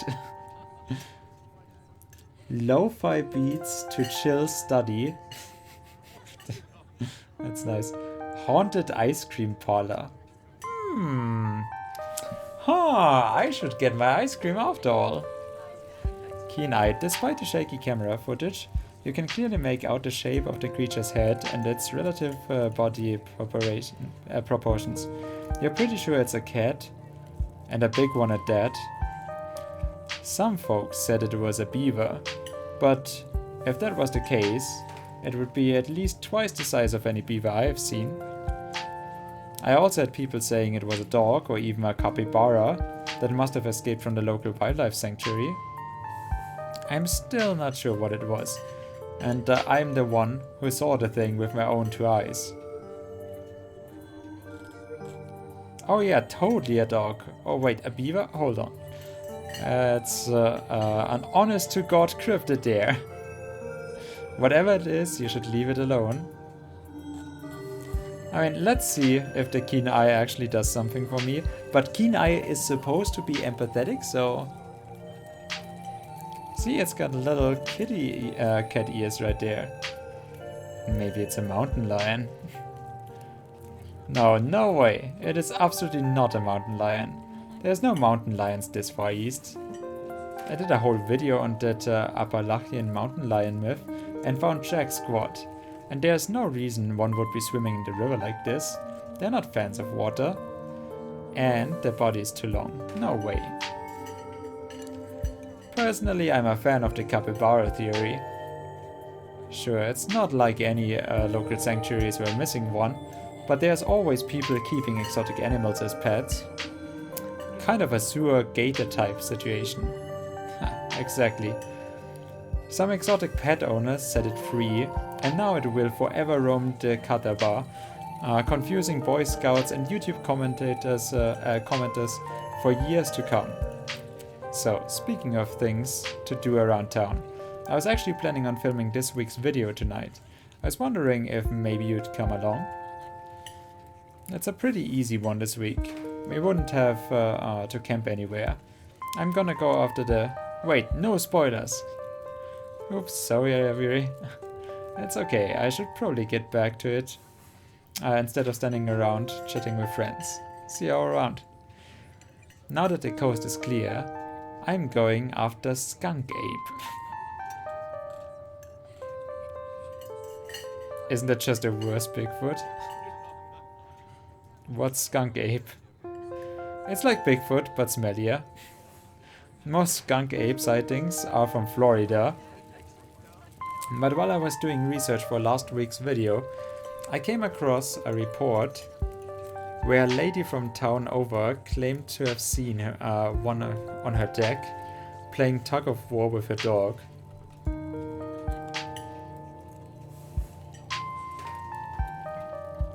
And as I leave no stone unturned, I decided it was worth investigating. So what do you say? Want to tag along? Hold the camera for me a while I narrate against the darkening sky, that sort of thing.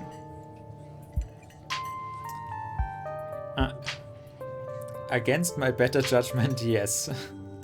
It's not like I have anything else to do. That depends. Will Gretchen be there?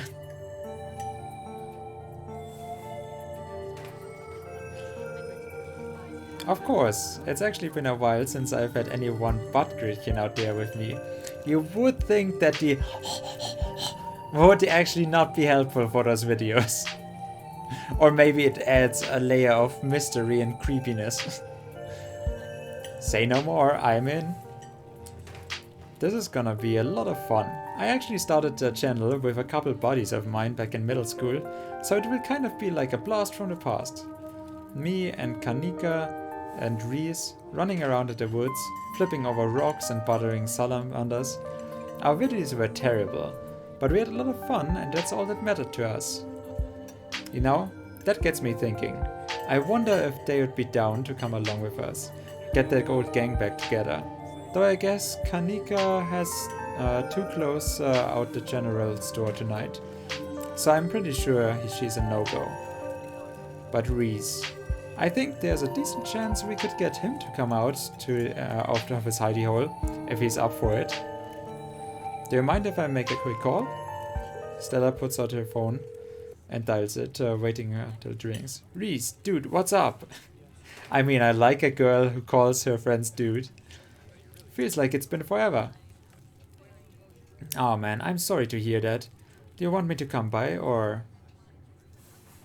Okay, if you're really sure. But if you change your mind... No, I was just calling to ask if if you wanted to come out to the woods tonight. I met somebody cool in town today. Wait.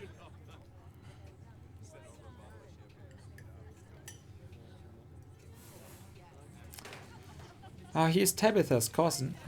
I know, yeah, just here for the week. Anyway, we are going out to look for Skunk Ape. We could take the easier trails, if that would help. Dang man, that sounds awful. I hope you take it easy tonight. I'll swing by sometime this week, and we can have a more low-key hang. How's that? Yeah, I'll bring him.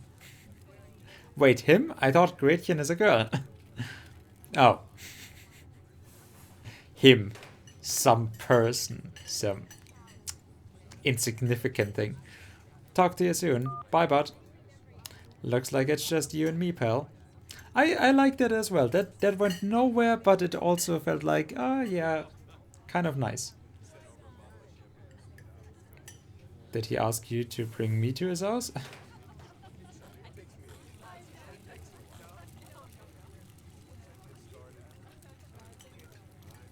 Why? He's excited to meet you, of course. I think you'll find most folks in town are. Really? See, you can tell I just have no self-perception there. Like, wait, I was meant with him. Why would anyone want to see me? Oh, right, I'm playing another character. Yeah, I'm playing an in-game character that is actually an interesting person. Ah, yeah. What a fascinating concept. Fuck, man. He's excited to meet you, of course. I think you'll find most folks in town are. Is he okay? He's not feeling well, that's all. He's had a lot going on in the past. Gosh, 10 years or so. But I feel like it's gotten a lot worse recently. Oh yeah, just it continually getting worse over the span of 10 years. Yeah, I feel that. I can't remember the last time I saw him leave his house. Oh well, It's not my place to talk about, really. I just got a little excited thinking about having him along again. He's hilarious. You'd love him. We should swing by his place sometime this week. Haven't I met enough people already? Yeah, that will be nice. I'd love to meet your friends. Awesome. I'll make it happen. He's definitely the trickier one to meet. Kanika is much easier to track down, since she is at the general store basically every day. But friendship can wait. We got Skunk Ape to hunt. Yes, cheers to that.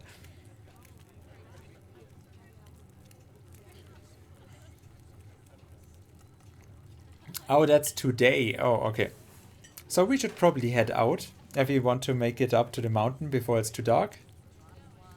Come on, let's blow this popsicle stand. You pause before getting up. Maybe it's time to make a good first impression. After all, it seems everyone in town has heard awful things about you from your deceased aunt.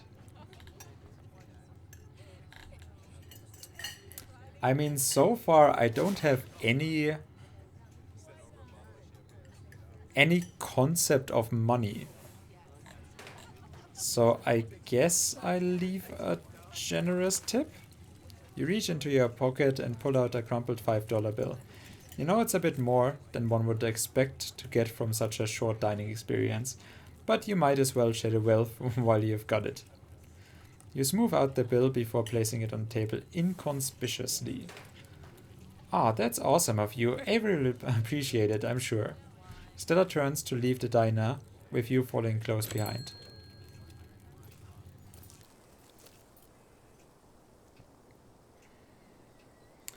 It hadn't been very cold when you first arrived in town, but as the sun dips closer and closer to the horizon, a chill descends upon the hollow, and you see your situation with renewed clarity. You're in a new place, far from civilization, and the people you know following someone you just met into a dark forest in search of monsters. You feel more alive than you have been in years, tense, unsettled, strangely calm, a sense of foreboding, which seems only natural considering where you are. Even the even the dog is feeling a sense of he doesn't know. Your instinct screams at you to leave, but at the same time you're curious to see what the night has in store for you. You decide to go with the flow, to keep putting one foot in front of the other, and to not dwell too much on the strange feeling.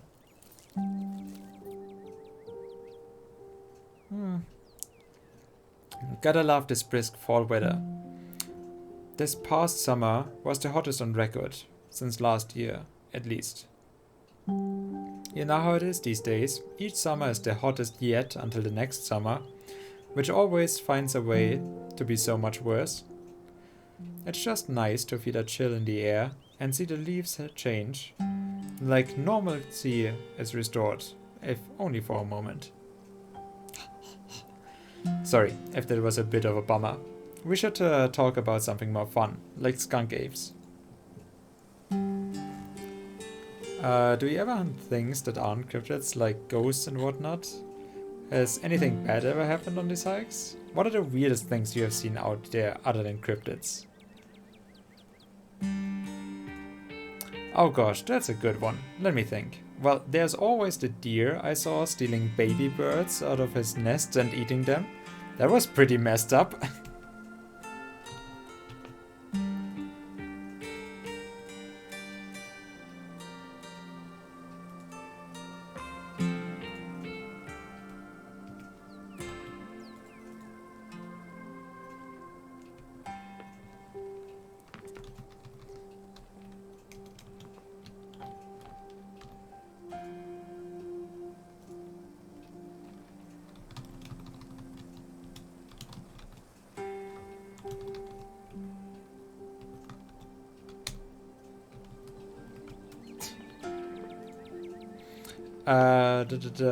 Because I was yesterday we were talking about deer and squirrels, the squirrels that are eating the deer antlers, and yeah, the squirrels are actually also just having a very varied diet.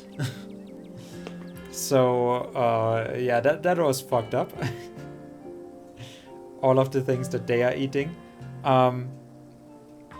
So the deers, they've earned it apparently. It's not like, well, it's just all of nature being miserable. That was pretty messed up. But I think most people know about that these days. I've seen tons of videos of other deer doing it, so I'm not sure if that counts as weird anymore. Oh, Tetanus Lake. That's definitely the weirdest. It's a 5-foot deep, 30-foot wide pile of old cans and bottles and assorted garbage with grass and trees growing on it, so you could barely tell it was there until you stepped on it. It was practically solid ground with how much it had been compressed, but you could still fall through if you weren't careful, hence the name. Better be up on your shots if you want to mess around in there. It's all stuff from the 50s too, which is super neat. I salvaged a few bottles that I keep on my dresser as little souvenir. Well, yeah, for sure. I used to go after all sorts of spooky stuff. I never had much luck though, especially when it came to ghosts. Back when I first started doing solo videos, I would go into all sorts of old abandoned buildings, hoping I would stumble across some sort of activity. She seems way too normal for that. Yeah, that's totally not Mothman. But nothing ever happened. It was always just me and my camera in an old house getting worked up over a gust of wind or a creaky floorboard. When all's said and done, I've just been a lot luckier with cryptids. I want to believe in ghosts so bad, and I can't rule out the possibility that there really are true hauntings out there. But if there are, I sure as heck haven't seen any myself. Werewolves I kind of lump in with cryptids. I'd be shocked if there actually were people out there who turned into animals, but werewolf lore lines up pretty well with the great beast genre of cryptid. As for demons, I don't know. I honestly don't even want to consider the possibility that they exist, because they really are out there. Jeez. A lot of folks are doomed to an eternity of flames. Well, so let's hope all of it's just bunk, am I right? What about aliens? Don't even get me started. Did you see the UFO videos that government declassified? Aliens are definitely real, and they have absolutely visited Earth. Like, I believe in aliens way more than I believe in cryptids. You don't see me hunting aliens out here because we know they're real. We're not alone out here, but everything is cut from the same cloth.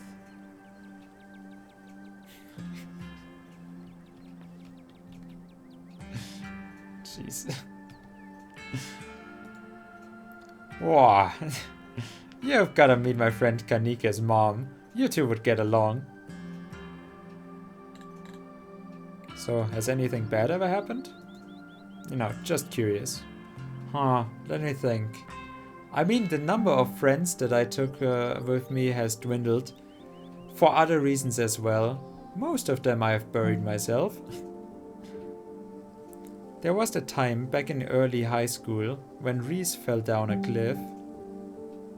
But he was fine.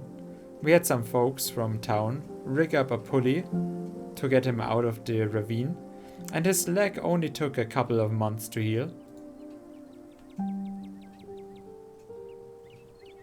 All in all, not too bad. Though I guess there was also that time I was out here alone and kinda got stuck in a cave. I was getting great footage of what I thought was a family of wampus cats, but I wasn't able to wiggle my way back out.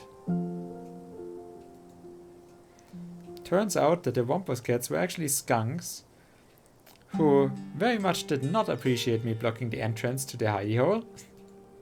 And instead of running for help, Gradient just sat outside, bored to tears. Lassie she is not. It took about an hour to get loose, which was pretty intense, but a few tomato juice base later, I was right as rain. I was right as rain. So it could have been a lot worse. Right as rain. To be right as rain, richtig rain. Perfectly fit and well. Okay. So it could have been a lot worse. Yeah, that is an expression that I've never heard before. Oh, and there was time. There was a time I accidentally stumbled onto Old Duke's property and nearly got my head shot off. Ah yeah, that's America. That happens to everybody sooner or later. I barely counted. So yeah, these hikes aren't all that dangerous, all things considered.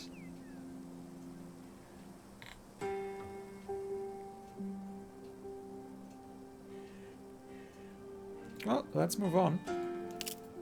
Did you hear that? Whoa. Oh, calm down, Gretchen, you old mutt. Same to you, Stella. You always jump in at nothing, girl. Sorry for getting spooked.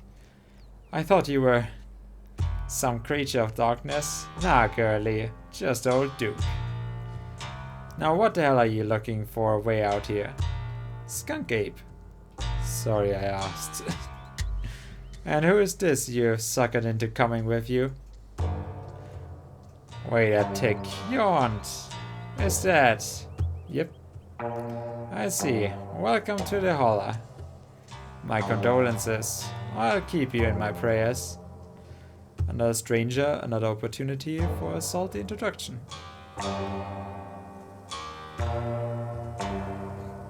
Hey, you want some boiled peanuts? It's quite fragrant since you first put it in the rucksack, like a scent of old beer. But you're pretty sure it's what it's supposed to smell like. Boiled peanuts from your backpack. No, I'm all set, thank you. Now both of y'all, head on back to town, you hear? It's best you steer clear of this area tonight. I'm out dealing with my own critter. I won't be too appreciative of a couple fools with a camera scare away more sensitive wildlife. What are you hunting tonight? Something tall and hairy. Something musky? You see anything like that recently? Like how she gets a camera out already. Wouldn't you like to know? You never could stay in your business, Stella Richmond. Put that damn camera down. Oh, come on, Duke. Maybe I could help out. I'm pretty good at tracking. You know I learned from the best. That you did. But I have yet to see a shred of proof that you listened to any of it. The way you tromp around the woods at night yelling about chunka-bungas and what have you. Something's been getting at my chickens. I have lost 3 this week and can't afford to lose many more than that. I'm sorry to hear that. But I wonder if Skunk Ape has a taste for chicken. Now see, this is why I don't come to you about these things. It ain't no Skunk Ape, whatever the hell that is. I know exactly what... I mean, apes eat everything as well, so why not chickens? I know exactly what this is. But I know you won't believe me if I tell you. Oh, Duke, you don't think it is? I do, actually. It's those damned mountain lions. They're out there, Stella. What is he wear? I don't care what your little investigation turned up. You haven't been out in these woods as long as I have. Those sons of bitches are sneaky. And of course you wouldn't find in one night of trekking. And I know for a fact that's what's been getting my chickens. I couldn't be in anything else. I'm telling you, man, mountain lions are extinct in these parts. There hasn't been an actual sighting since the 1990s, and even those were iffy. 1990s? That's like yesterday to me. I can't believe you got out there on your YouTubes saying some river monster spotted by a couple schoolboy scouts has been 100% confirmed, yet Upper Lucky and cougars are some kind of far-fetched fantasy made up by Jesus like me. You made me look like a fool. I read those comments about people were posting on your video. They were calling me all kinds of names, just for seeing things with my own eyes that I know to be true. I'm sorry, Duke. I didn't mean to psych anybody on you. I just don't think it's plausible. You'll eat those words when I come carrying a mountain lion's corpse out of these woods at dawn. And if you two don't want to face full of buckshot, I suggest you run home and stay out of the woods tonight. Mystical. As Duke's words leave his mouth, a sinking feeling starts to pull at your stomach, and you glimpse briefly flashes something terrible to come. Whatever it is, the four of you are bound to meet it, and it will change you forever.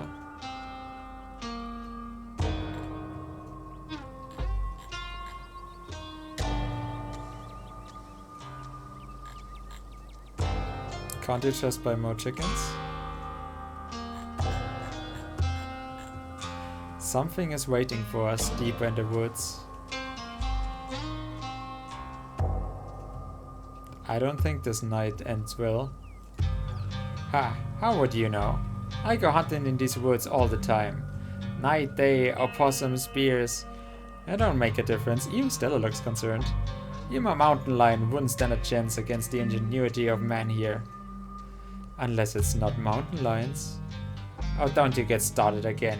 If your daddy could hear you now, going on about ghouls and goblins, using what he taught you to run around these woods like some kind of paranormal investigator. Damn, I actually like him. Do you want to be this Do you want that to be this legacy, girl? And besides, you know my boy Bo and me are headed down to the state fair to show off Big Betty this week. We'll be gone days, and the chicken coop might as well have a big all-you-can-eat sign on it if you don't nip this in the bud tonight.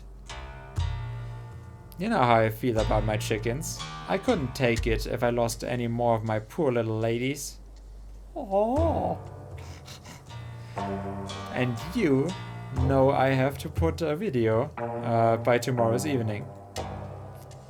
As Duke and Stella dig their feet in, the feeling from before gains form and clarity. Somebody here is going to die tonight. If I miss an update, I might lose my new sponsor. And who knows what they'll mean for my career.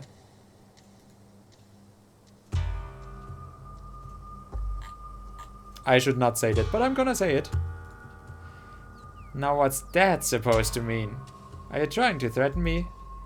Yes. I don't know. It's just a weird feeling. Why would I threaten him? Whoa, you're a psychic or something? My reply is no. Ask again later. Oh, right. When we are in a more private place, I get you. Ah, hush, both of you. You're just trying to unsettle me, so I'll let you all go off in the woods to film your little video. Steve, I think you have freaked Duke out enough for one evening. Maybe we should leave the poor man to his wild goose chase. I'm not freaked out by your friend's theatrics. But if it gets you out of my hair, sure, I'm greatly disturbed. Now run along home and stay out of trouble. As you and Stella return to the trail, she carefully looks back the way you came. I mean, I like that it tells you somebody is going to die. We can't even save him. It's just somebody's going to die out there. And it's probably a mountain lion. Okay, the coast is clear. There's no way we're letting Duke edge us out that way. Come on, I know a trail that will get us around him. Yes, I knew you wouldn't give up the hunt. Are you sure you don't want to, like, watch a movie instead?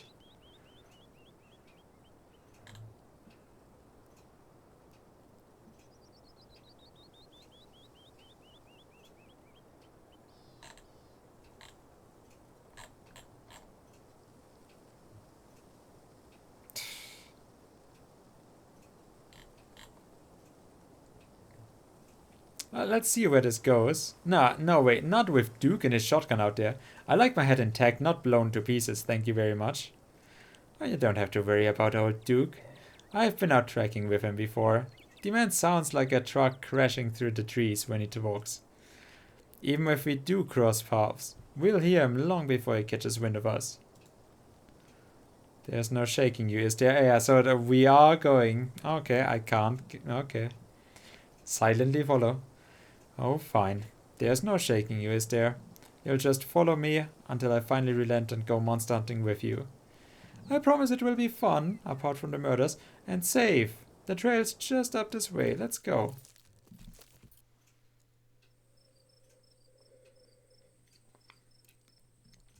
Alright, this looks like a good shot. Mind holding the camera? She hands you the camera and takes position. Ooh, October 24th. Oh, nice. As night falls, my new assistant, the mysterious Steve, and I find ourselves on a high hill in the Blue Ridge Mountains, where we'll begin our hunt for the elusive yet pungent skunk ape. Though mostly encountered in Florida, this possible relative of Bigfoot has been spotted all along the southeastern edge of the United States, including right in this very county. Here's hoping we get a glimpse tonight. We'll check back once we are on the trail. Until then, stay searching, Stellas. I can take the camera off your hands for now. We'll be able to start the tracking scene once the sun sets all the way.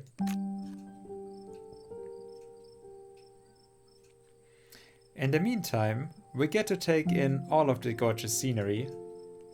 Mystical. Duke may be gone, but that feeling in your gut still lingers. Something terrible awaits you. Something unavoidable. Though what exactly is wrong in these woods still eludes you. Kenai, what's wrong with is that it's quieter than it should be. The air is a little too still, the creatures of the night a little too absent. The hills are stale. It's hard to take it all in with all the danger.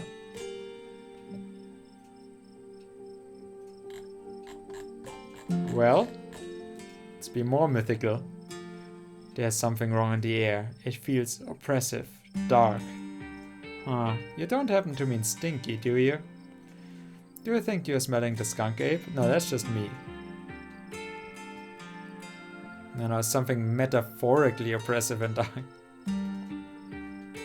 No, it's too quiet. The whole hillside feels dead. Now that you mention it, it is a little quieter than it usually is out about these parts. Maybe the skunk ape scared off some of the local wildlife. Your quiet moment with Stella is broken by a loud, percussive snort.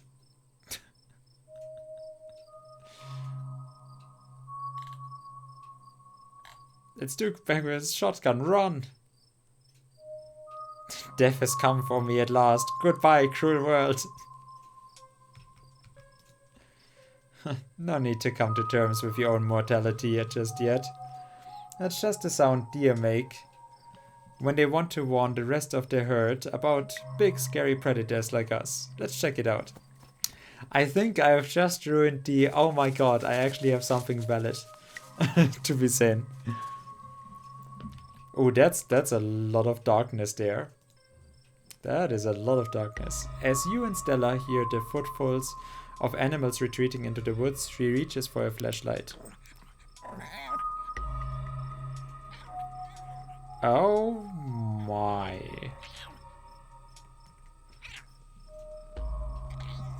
Oh, Jesus. A single deer remains behind, staring down the beam of light while Gretchen whines and pulls at her harness. And then it's gone.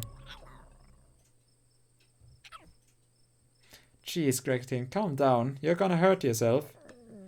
She cannot handle deer.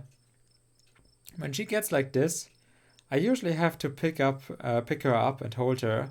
She has a bad habit of slipping her harness when she wants to go after something. Wait, after something? I don't think she wants to go after it. You're too much of a potato. And they don't make harnesses that fit potatoes, do they?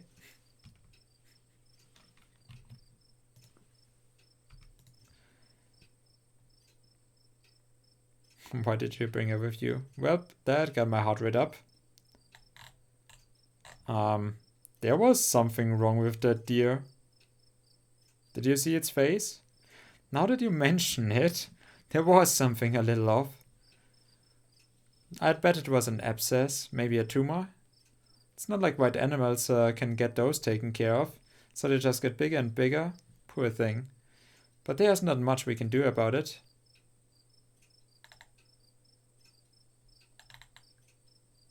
It's never too late to return back. I don't actually think I'm really cut out for this sort of thing. Those deer generally spooked me. I don't know if I want to be weighing you down. Don't be so hard on yourself. You just aren't accustomed to the sound of the forest yet. When you go on your first few night hikes, everything sounds some horrible monster that's just waiting for an opportunity to shred you to bits. But eventually you realize it's mostly deer and raccoons. But I would love it to be raccoons. I'm just getting the feeling that we are gonna get eaten by them. And not in the metaphorical way. Which probably won't go after you. Well, I know my wild raccoons. Once they got the taste for human flesh. Here, let's take a quick snack break before we get into the night's activities. Maybe, and that with all of the, like, I mean, here now we have the discussion and it's like constantly overblown again. But we do have the discussion about wild bears and wolves. And I do have to say, yes, I'm feeling uncomfortable with the thought of actually having those around as well. But it's obviously like a colliding with the constant I don't know a good answer. Like, can't we just chip them? Like, chip all of them that we can find and we can then know, oh, okay, this one stays at one place, so it is, you know, getting kids, and then we know to look for them, and then we can actually have the kids, like, at least try to actually have a track of them so that you know, oh, it's probably gonna be safe somewhere, so that you can actually look for a route. Because otherwise, like, yeah, those are the animals of the forest, and just like 150 years ago, we got rid of them as humans, so like, But the world has also changed, so obviously this is not really a good place most of the times where they should be, because obviously they are gonna be close to humans because we are fucking everywhere by now. And like I said, before they get shot, I want to find another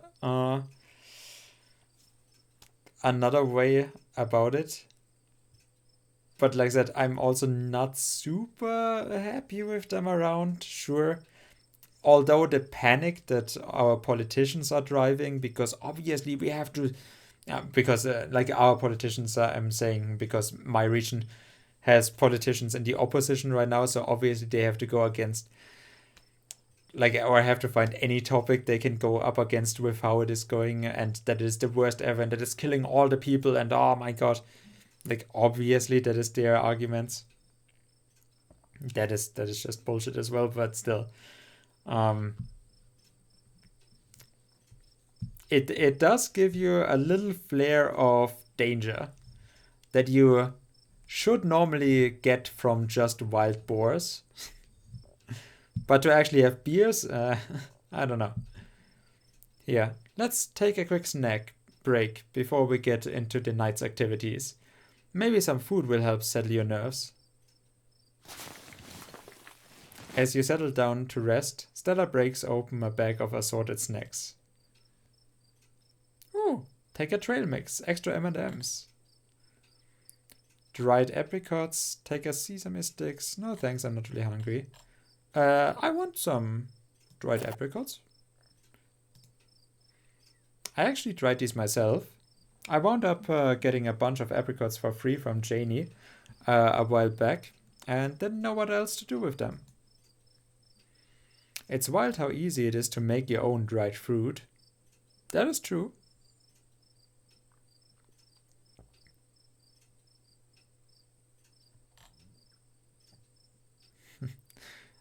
That sounds like a ton of work when you can just buy some off the store. I would burn my house down. Well, for drying food, that is yeah, tall order. Really, maybe I should try it. Yeah, you just slice up your fruit of your choice and put it in the oven at like 200 degrees, set a timer for 4 hours, and you come back to a whole mess of dried fruit. Wait, what degrees do you...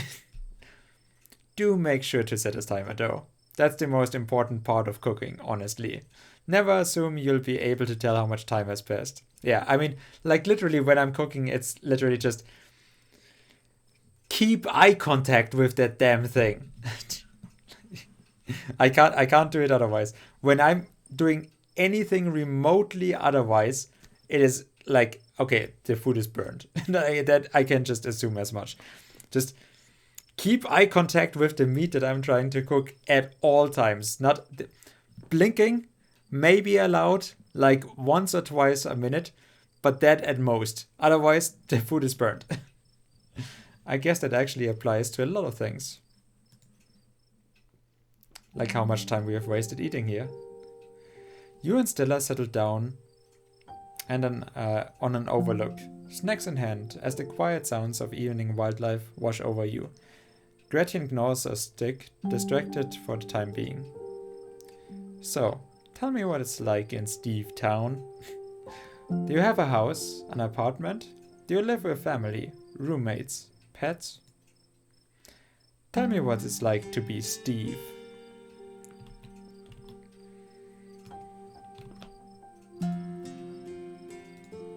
Yeah.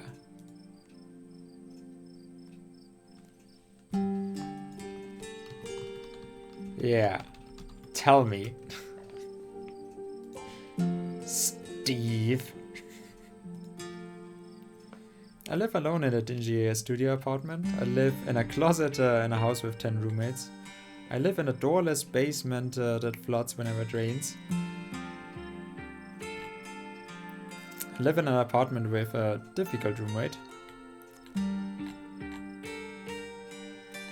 Shrug and remain silent. Yeah, that is all the personality that a Steve deserves.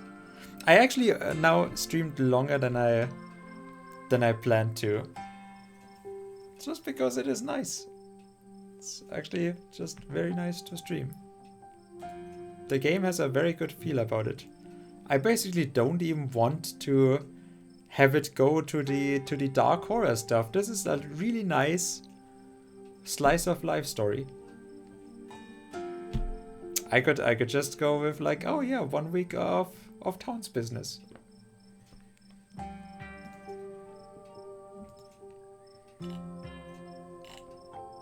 Well, I live alone in a dingy studio apartment. And I love it. And it's a mixed bag. It's just whatever. At first it was kinda nice to finally have a space that was just mine. But now it feels cramped. Yeah, that very much feels like my student days. Like, because, yeah, 24 square meters apartment that is just like very, very shittily cut out. It really fills up quickly. And you don't even have anything much. It's just like, where do you put your basic living stuff?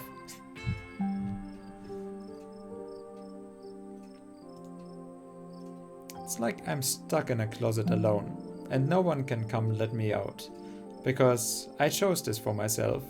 As far as they know, I'm happy being there. Well, it's better than nothing. The lights flicker, the toilet is constantly being backed up because the landlady upstairs keeps flushing her cat's litter. It smells like cigarettes for some reason. Yeah, that was the same in my apartment. Or like at least on the stairway. It always smelled like cigarettes. Just could not... always. And it's home to an extremely durable population of roaches. But I guess it's home. I do what I can to spruce up the place. I got a plant. I know how they say living things are supposed to brighten up a room. It is dying, but still. When you put it like that, I wonder if staying in the old mansion is a step up or a step down for you. Maybe just a step sideways. See, that is a very nice dialogue. I do like that. Have you tried looking for a different place? Or maybe finding a roommate? There's gotta be a better apartment than that in a big city like Steve Town.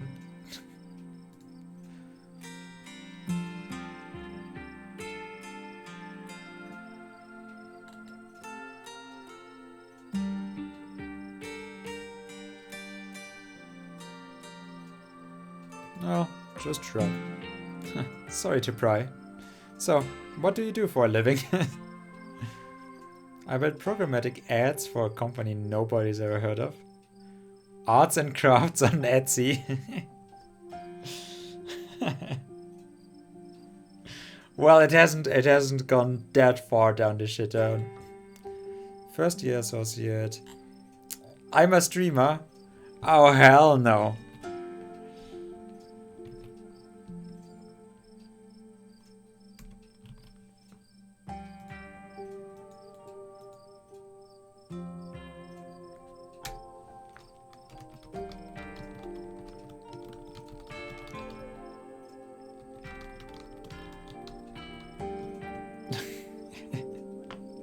I don't know what is worse, being a student or a streamer. In the service industry. No, sure, I'm a streamer for now. I'm actually a streamer. Oh, no way. A fellow content creator? That's awesome. I knew we had a lot in common, Steve. What sort of streams do you do? I teach people how to cook. I mostly just talk to people.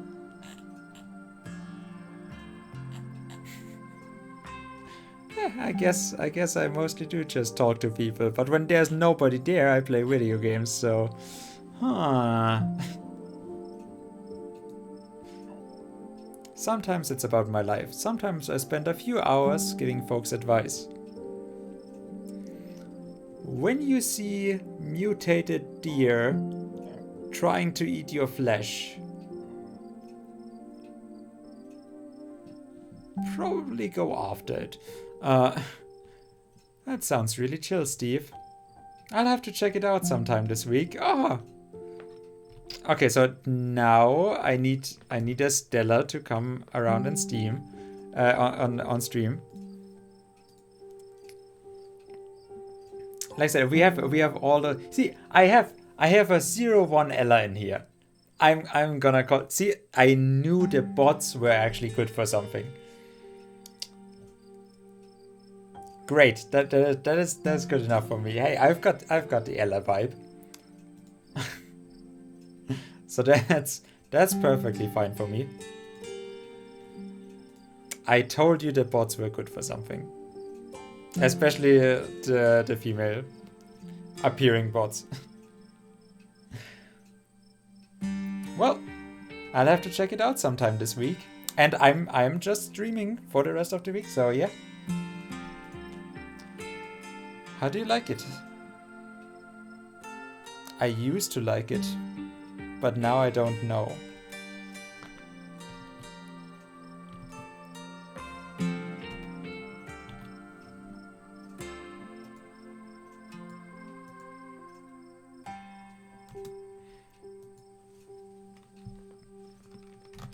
Damn. This is getting deep. I was so bright and full of hope when I first started streaming. Now, like I was in a horrible position back then. That hasn't gotten better now. That like I needed streaming as an out, not as an out, but like as a distraction and as a way to pour my energy into something that by nowadays I know I could have found something more productive to put my energy into. Something where you actually find friends to hang out with. Saying me now with like 5 hours of streaming, having had one person in here. Yeah. No, that is definitely the deep talk that I did not expect from this game. Very nice. I'm actually, see, and that is the good parts of streaming. Even though I'm not streaming for actually having people around here anymore, it did free me up to having all of the experiences that I know that on Twitch you won't get to have anyone there, but at the same time, you still get a feeling that it wasn't just you having the experience, you could also share some things, even with nobody there. Still, streaming by itself, there's a reason why it drains a lot of energy at some point. And I think just like with any content creation stuff, when you have an audience and there's constantly new people, you're constantly getting new energy. At least for me, it feels like that. But when there's not enough people around, it feels like every time you're doing something and you're putting any effort in, you ask yourself, why am I doing this? Who would I do it for? Because that bullshit of like, you put in effort. Nah, it's just such a competitive business that you just have to bring something special to the table and luck. Like, I know people don't want to hear that because, I mean, especially American business is all about the hustle. And, I mean, a lot of other countries are as well. Like I said, that's the capitalism trap. The crab trap of like, yeah, it all has to be about a hustle. You are so self-determined, but yeah, no, it's a lot of luck. And yeah, you have to work hard, but it can also just not work out working hard. I can't say I put in, like I did not have the power to just keep it up. And in the beginning, like for the first year and a half, I did put in a lot of effort, especially the first half year. But like after 6 months of just really pouring everything in and you see just no results from it. Well, back then I did, but that was also because Twitch was back then friendlier. The first half year of streaming was also when Twitch had communities. And that is when you could be found, and that is when you had something with other community members. You basically had something that bound you together. But now with the tag bullshit and how Twitch changed with Amazon, yeah, Twitch is just not a platform where I enjoy being on anymore. But is there any other that I enjoy more? Not really. YouTube is just not really a streaming place. But yeah, then again, I've also settled to that mediocrity of just streaming games and not actually doing something special. Like I said before, and I did my mythology streams, I always tried to have it educational. I always tried to talk game design as well. I still do that sometimes, but for the most part I'm just streaming games, and for that I'm not interesting enough. And by now it is no wonder that there's no community, and I really struggled with that for a while. And then I stopped and I had my bad internet and after I moved, and I could not stream. And now that I'm only streaming every now and then, it is good enough. It is a fine experience by itself, but still, there is some sense of I put in a lot of work and it just didn't work out. And like with finding a community where I find new friends and new people to play with, and just, you know, finding something for life more than just on the internet to just stay there. I'm not playing multiplayer games. That might be the big fault, or I'm just not pushing my presence onto others. It's more like I thought, oh, I'm streaming and somebody will find me. That also is basically not working, especially with how Twitch is.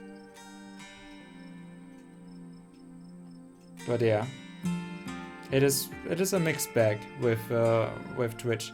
But I did used to like streaming as a really creative way. Like it felt back when streaming came up, and I started way too late. I should have started way sooner, but that is when I just didn't have the motivation for it. That is also when I had other, you know, work that was constantly demanding. But yeah, when I did start it, it was already kind of too late. But that half year of that I had, where Twitch had its old design still, it still was a glimpse of, yeah, streaming was better then, and there was a feeling that you could do something new, something unexplored, create something of your own. And I always would like to think that of my stream, that it is something of my own, that there's nobody else that can really replicate it. But then again, that is not good enough. It's not interesting enough. And I fully acknowledge that. Like I said, you just can't keep up the energy when it's just not working out for like 4 or 5 years. It's just...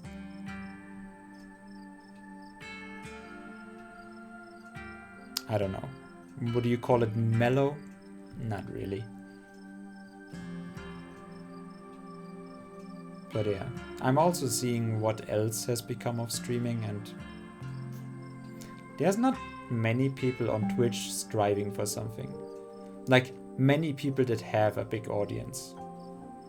It is all done for money, and like I said, because I wanted to find friends and have a social group, and doing that over a stream, I was constantly feeling that I'm searching for something else than the other people finding success on the site. And when you're not finding success, you're just sitting on 0 viewers. That's basically the Twitch business, right? The 90% that have the 98% are basically sitting on like 3 viewers and less.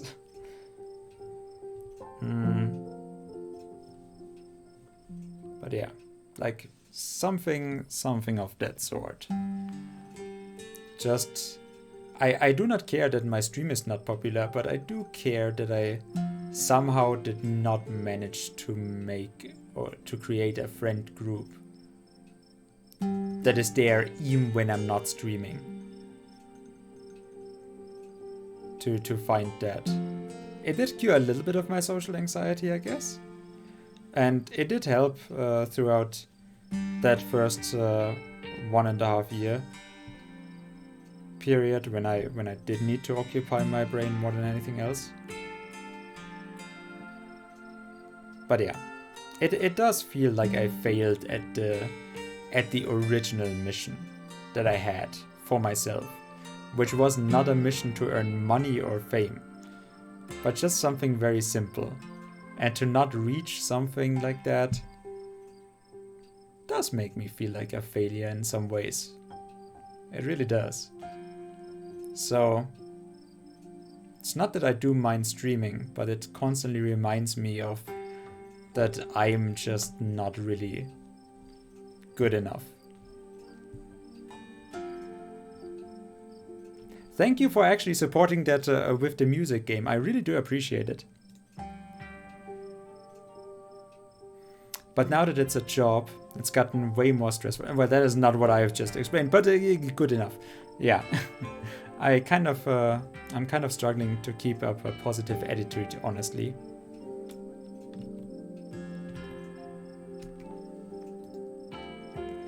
Believe me, I can relate. I still love what I do and wouldn't trade it for the world, but there's definitely a shift that happens once it stopped being just for fun and it started to be something I had to do. I don't know if you're looking for advice, but something that has helped me is going all in and treating it like a job. Setting real work hours and taking at least one day off a week, that sort of thing. Yeah, it's definitely healthier. What are those eyes down there?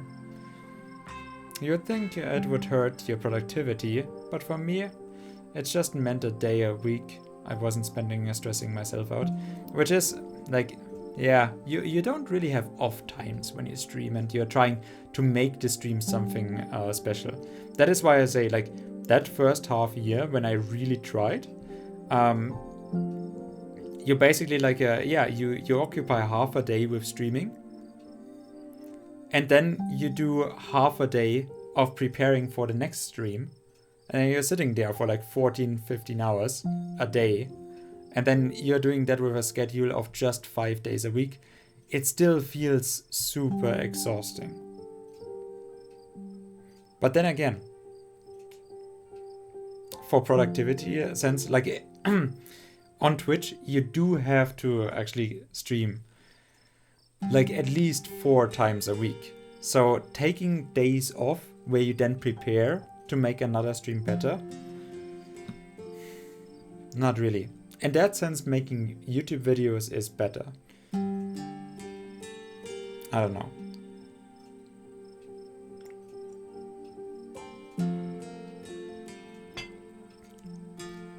Maybe that would be the way. Maybe I should just do both. Do YouTube videos, not of my streams and not in parallel, but just I do some YouTube videos where I put a lot of thought and work in, and then I have my unique talking videos to to the streams themselves when I'm already not streaming any more than like once every few months. So I'm not gonna burn out on that. Maybe. You would think it would hurt your productivity, but for me it just meant a day a week I wasn't spending stressing myself out. Sounds fake, but okay. I literally don't have the time to take a day.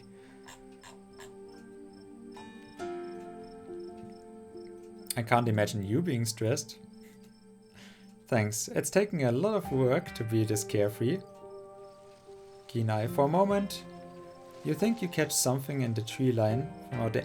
So it was ice! I told you there is something there. Out from the corner of your eye, but before you can see anything, it's gone.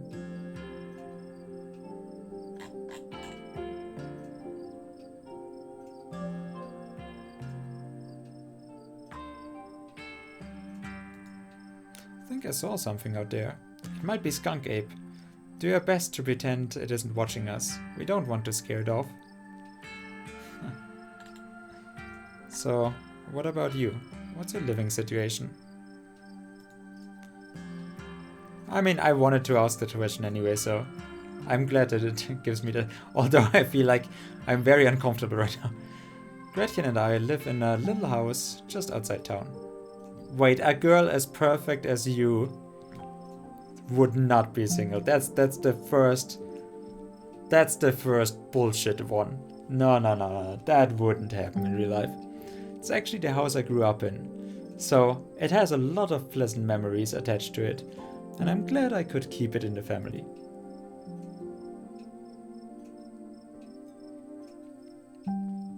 Then again, why would I make myself hopes? If she is so perfect and she is single, she would be too good for me. So anyways, my great-great-grandfather built that house, and he must have done a great job, because it's just as sturdy as it ever been.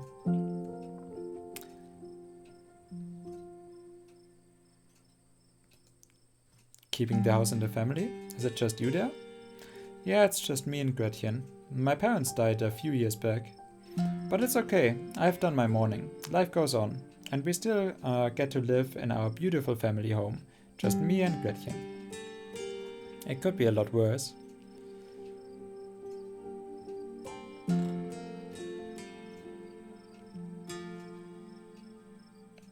I guess we want to hammer that home that both members of the Dead Moms Club. Well, what were they like? Did you get along? They were amazing. Two of the nicest people you had ever met and interesting too. My dad was a bit of a regional legend among hunters and trappers. He was always out in the woods, on the trail of something. And we certainly had some interesting dinners because of him. He had to learn how to fend for himself, you see, since his family didn't have much growing up.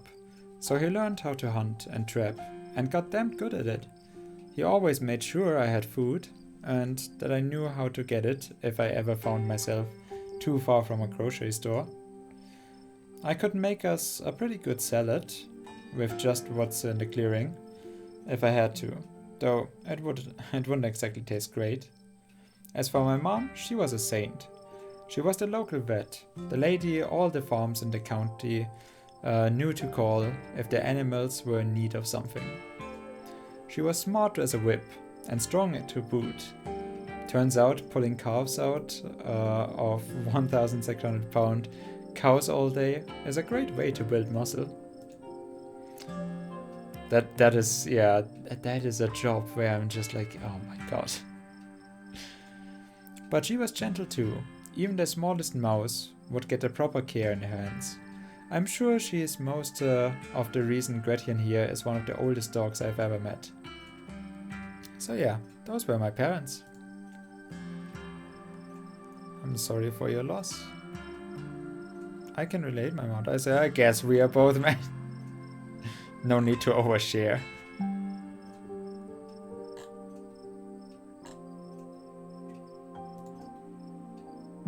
I don't know what else to say. I'm just so sorry. Huh, that's okay. I know it's weird, especially since we just met today.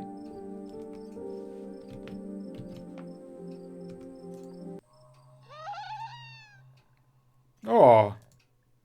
Mystical, that sound wasn't meant for human ears. Whatever lurks behind the tree line is something best left unseen. But the events of this evening were already set in motion long before you stepped foot in the Scarlet Hollow. There's no turning it back now. And...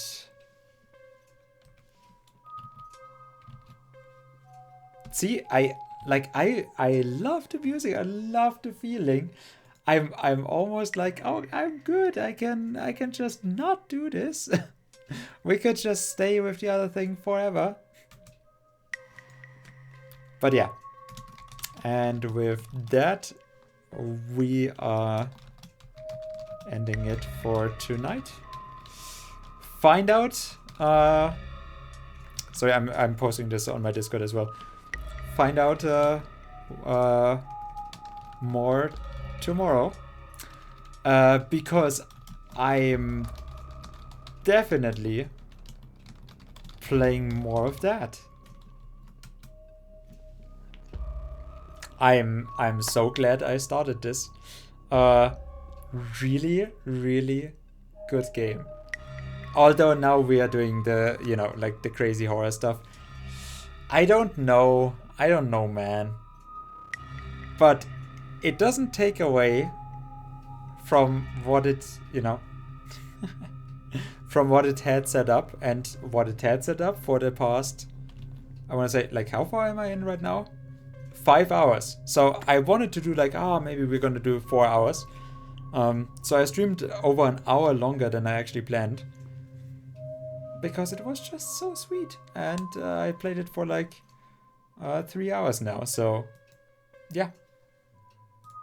So far, I'm very glad I found this game.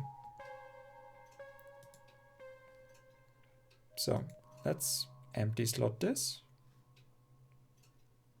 And then quit out here. And with that, have a good night. Oh, Luna. Oh, you sweet, sweet summer child.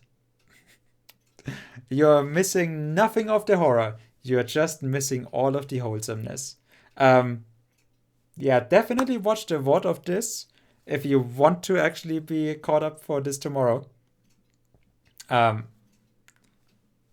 I'm a big fan of what I've seen so far. So thanks for stopping by. I'm literally just 5:12 in. And yeah, it is just time. What are you still doing up? No, I'm not gonna ask that question. I know exactly what you're up to. Uh, I hope you had a nice night. Thanks for turning up, but like I said, I'm literally just ending. I'm probably pretty sure that you were already sitting in a channel, huh? um, but yeah, like I can only you know recommend the VOD and the game so far. And tomorrow we are then starting with the all crazy horror shit. And the game has warned me, people are gonna die.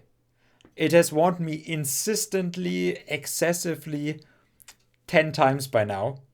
My own character has warned me like 4 times to not do this. And the game has given me all the choice to not follow my own advice. So yeah, tomorrow I guess we are just all gonna die, which I could do without. But like to split that off, to have that as a first VOD, I would say that was probably one of the best streaming games so far. So yeah, check that out, and I'll see you tomorrow. Friday, I mean, Luna, do I have to ask you if you have anything better to do on Friday?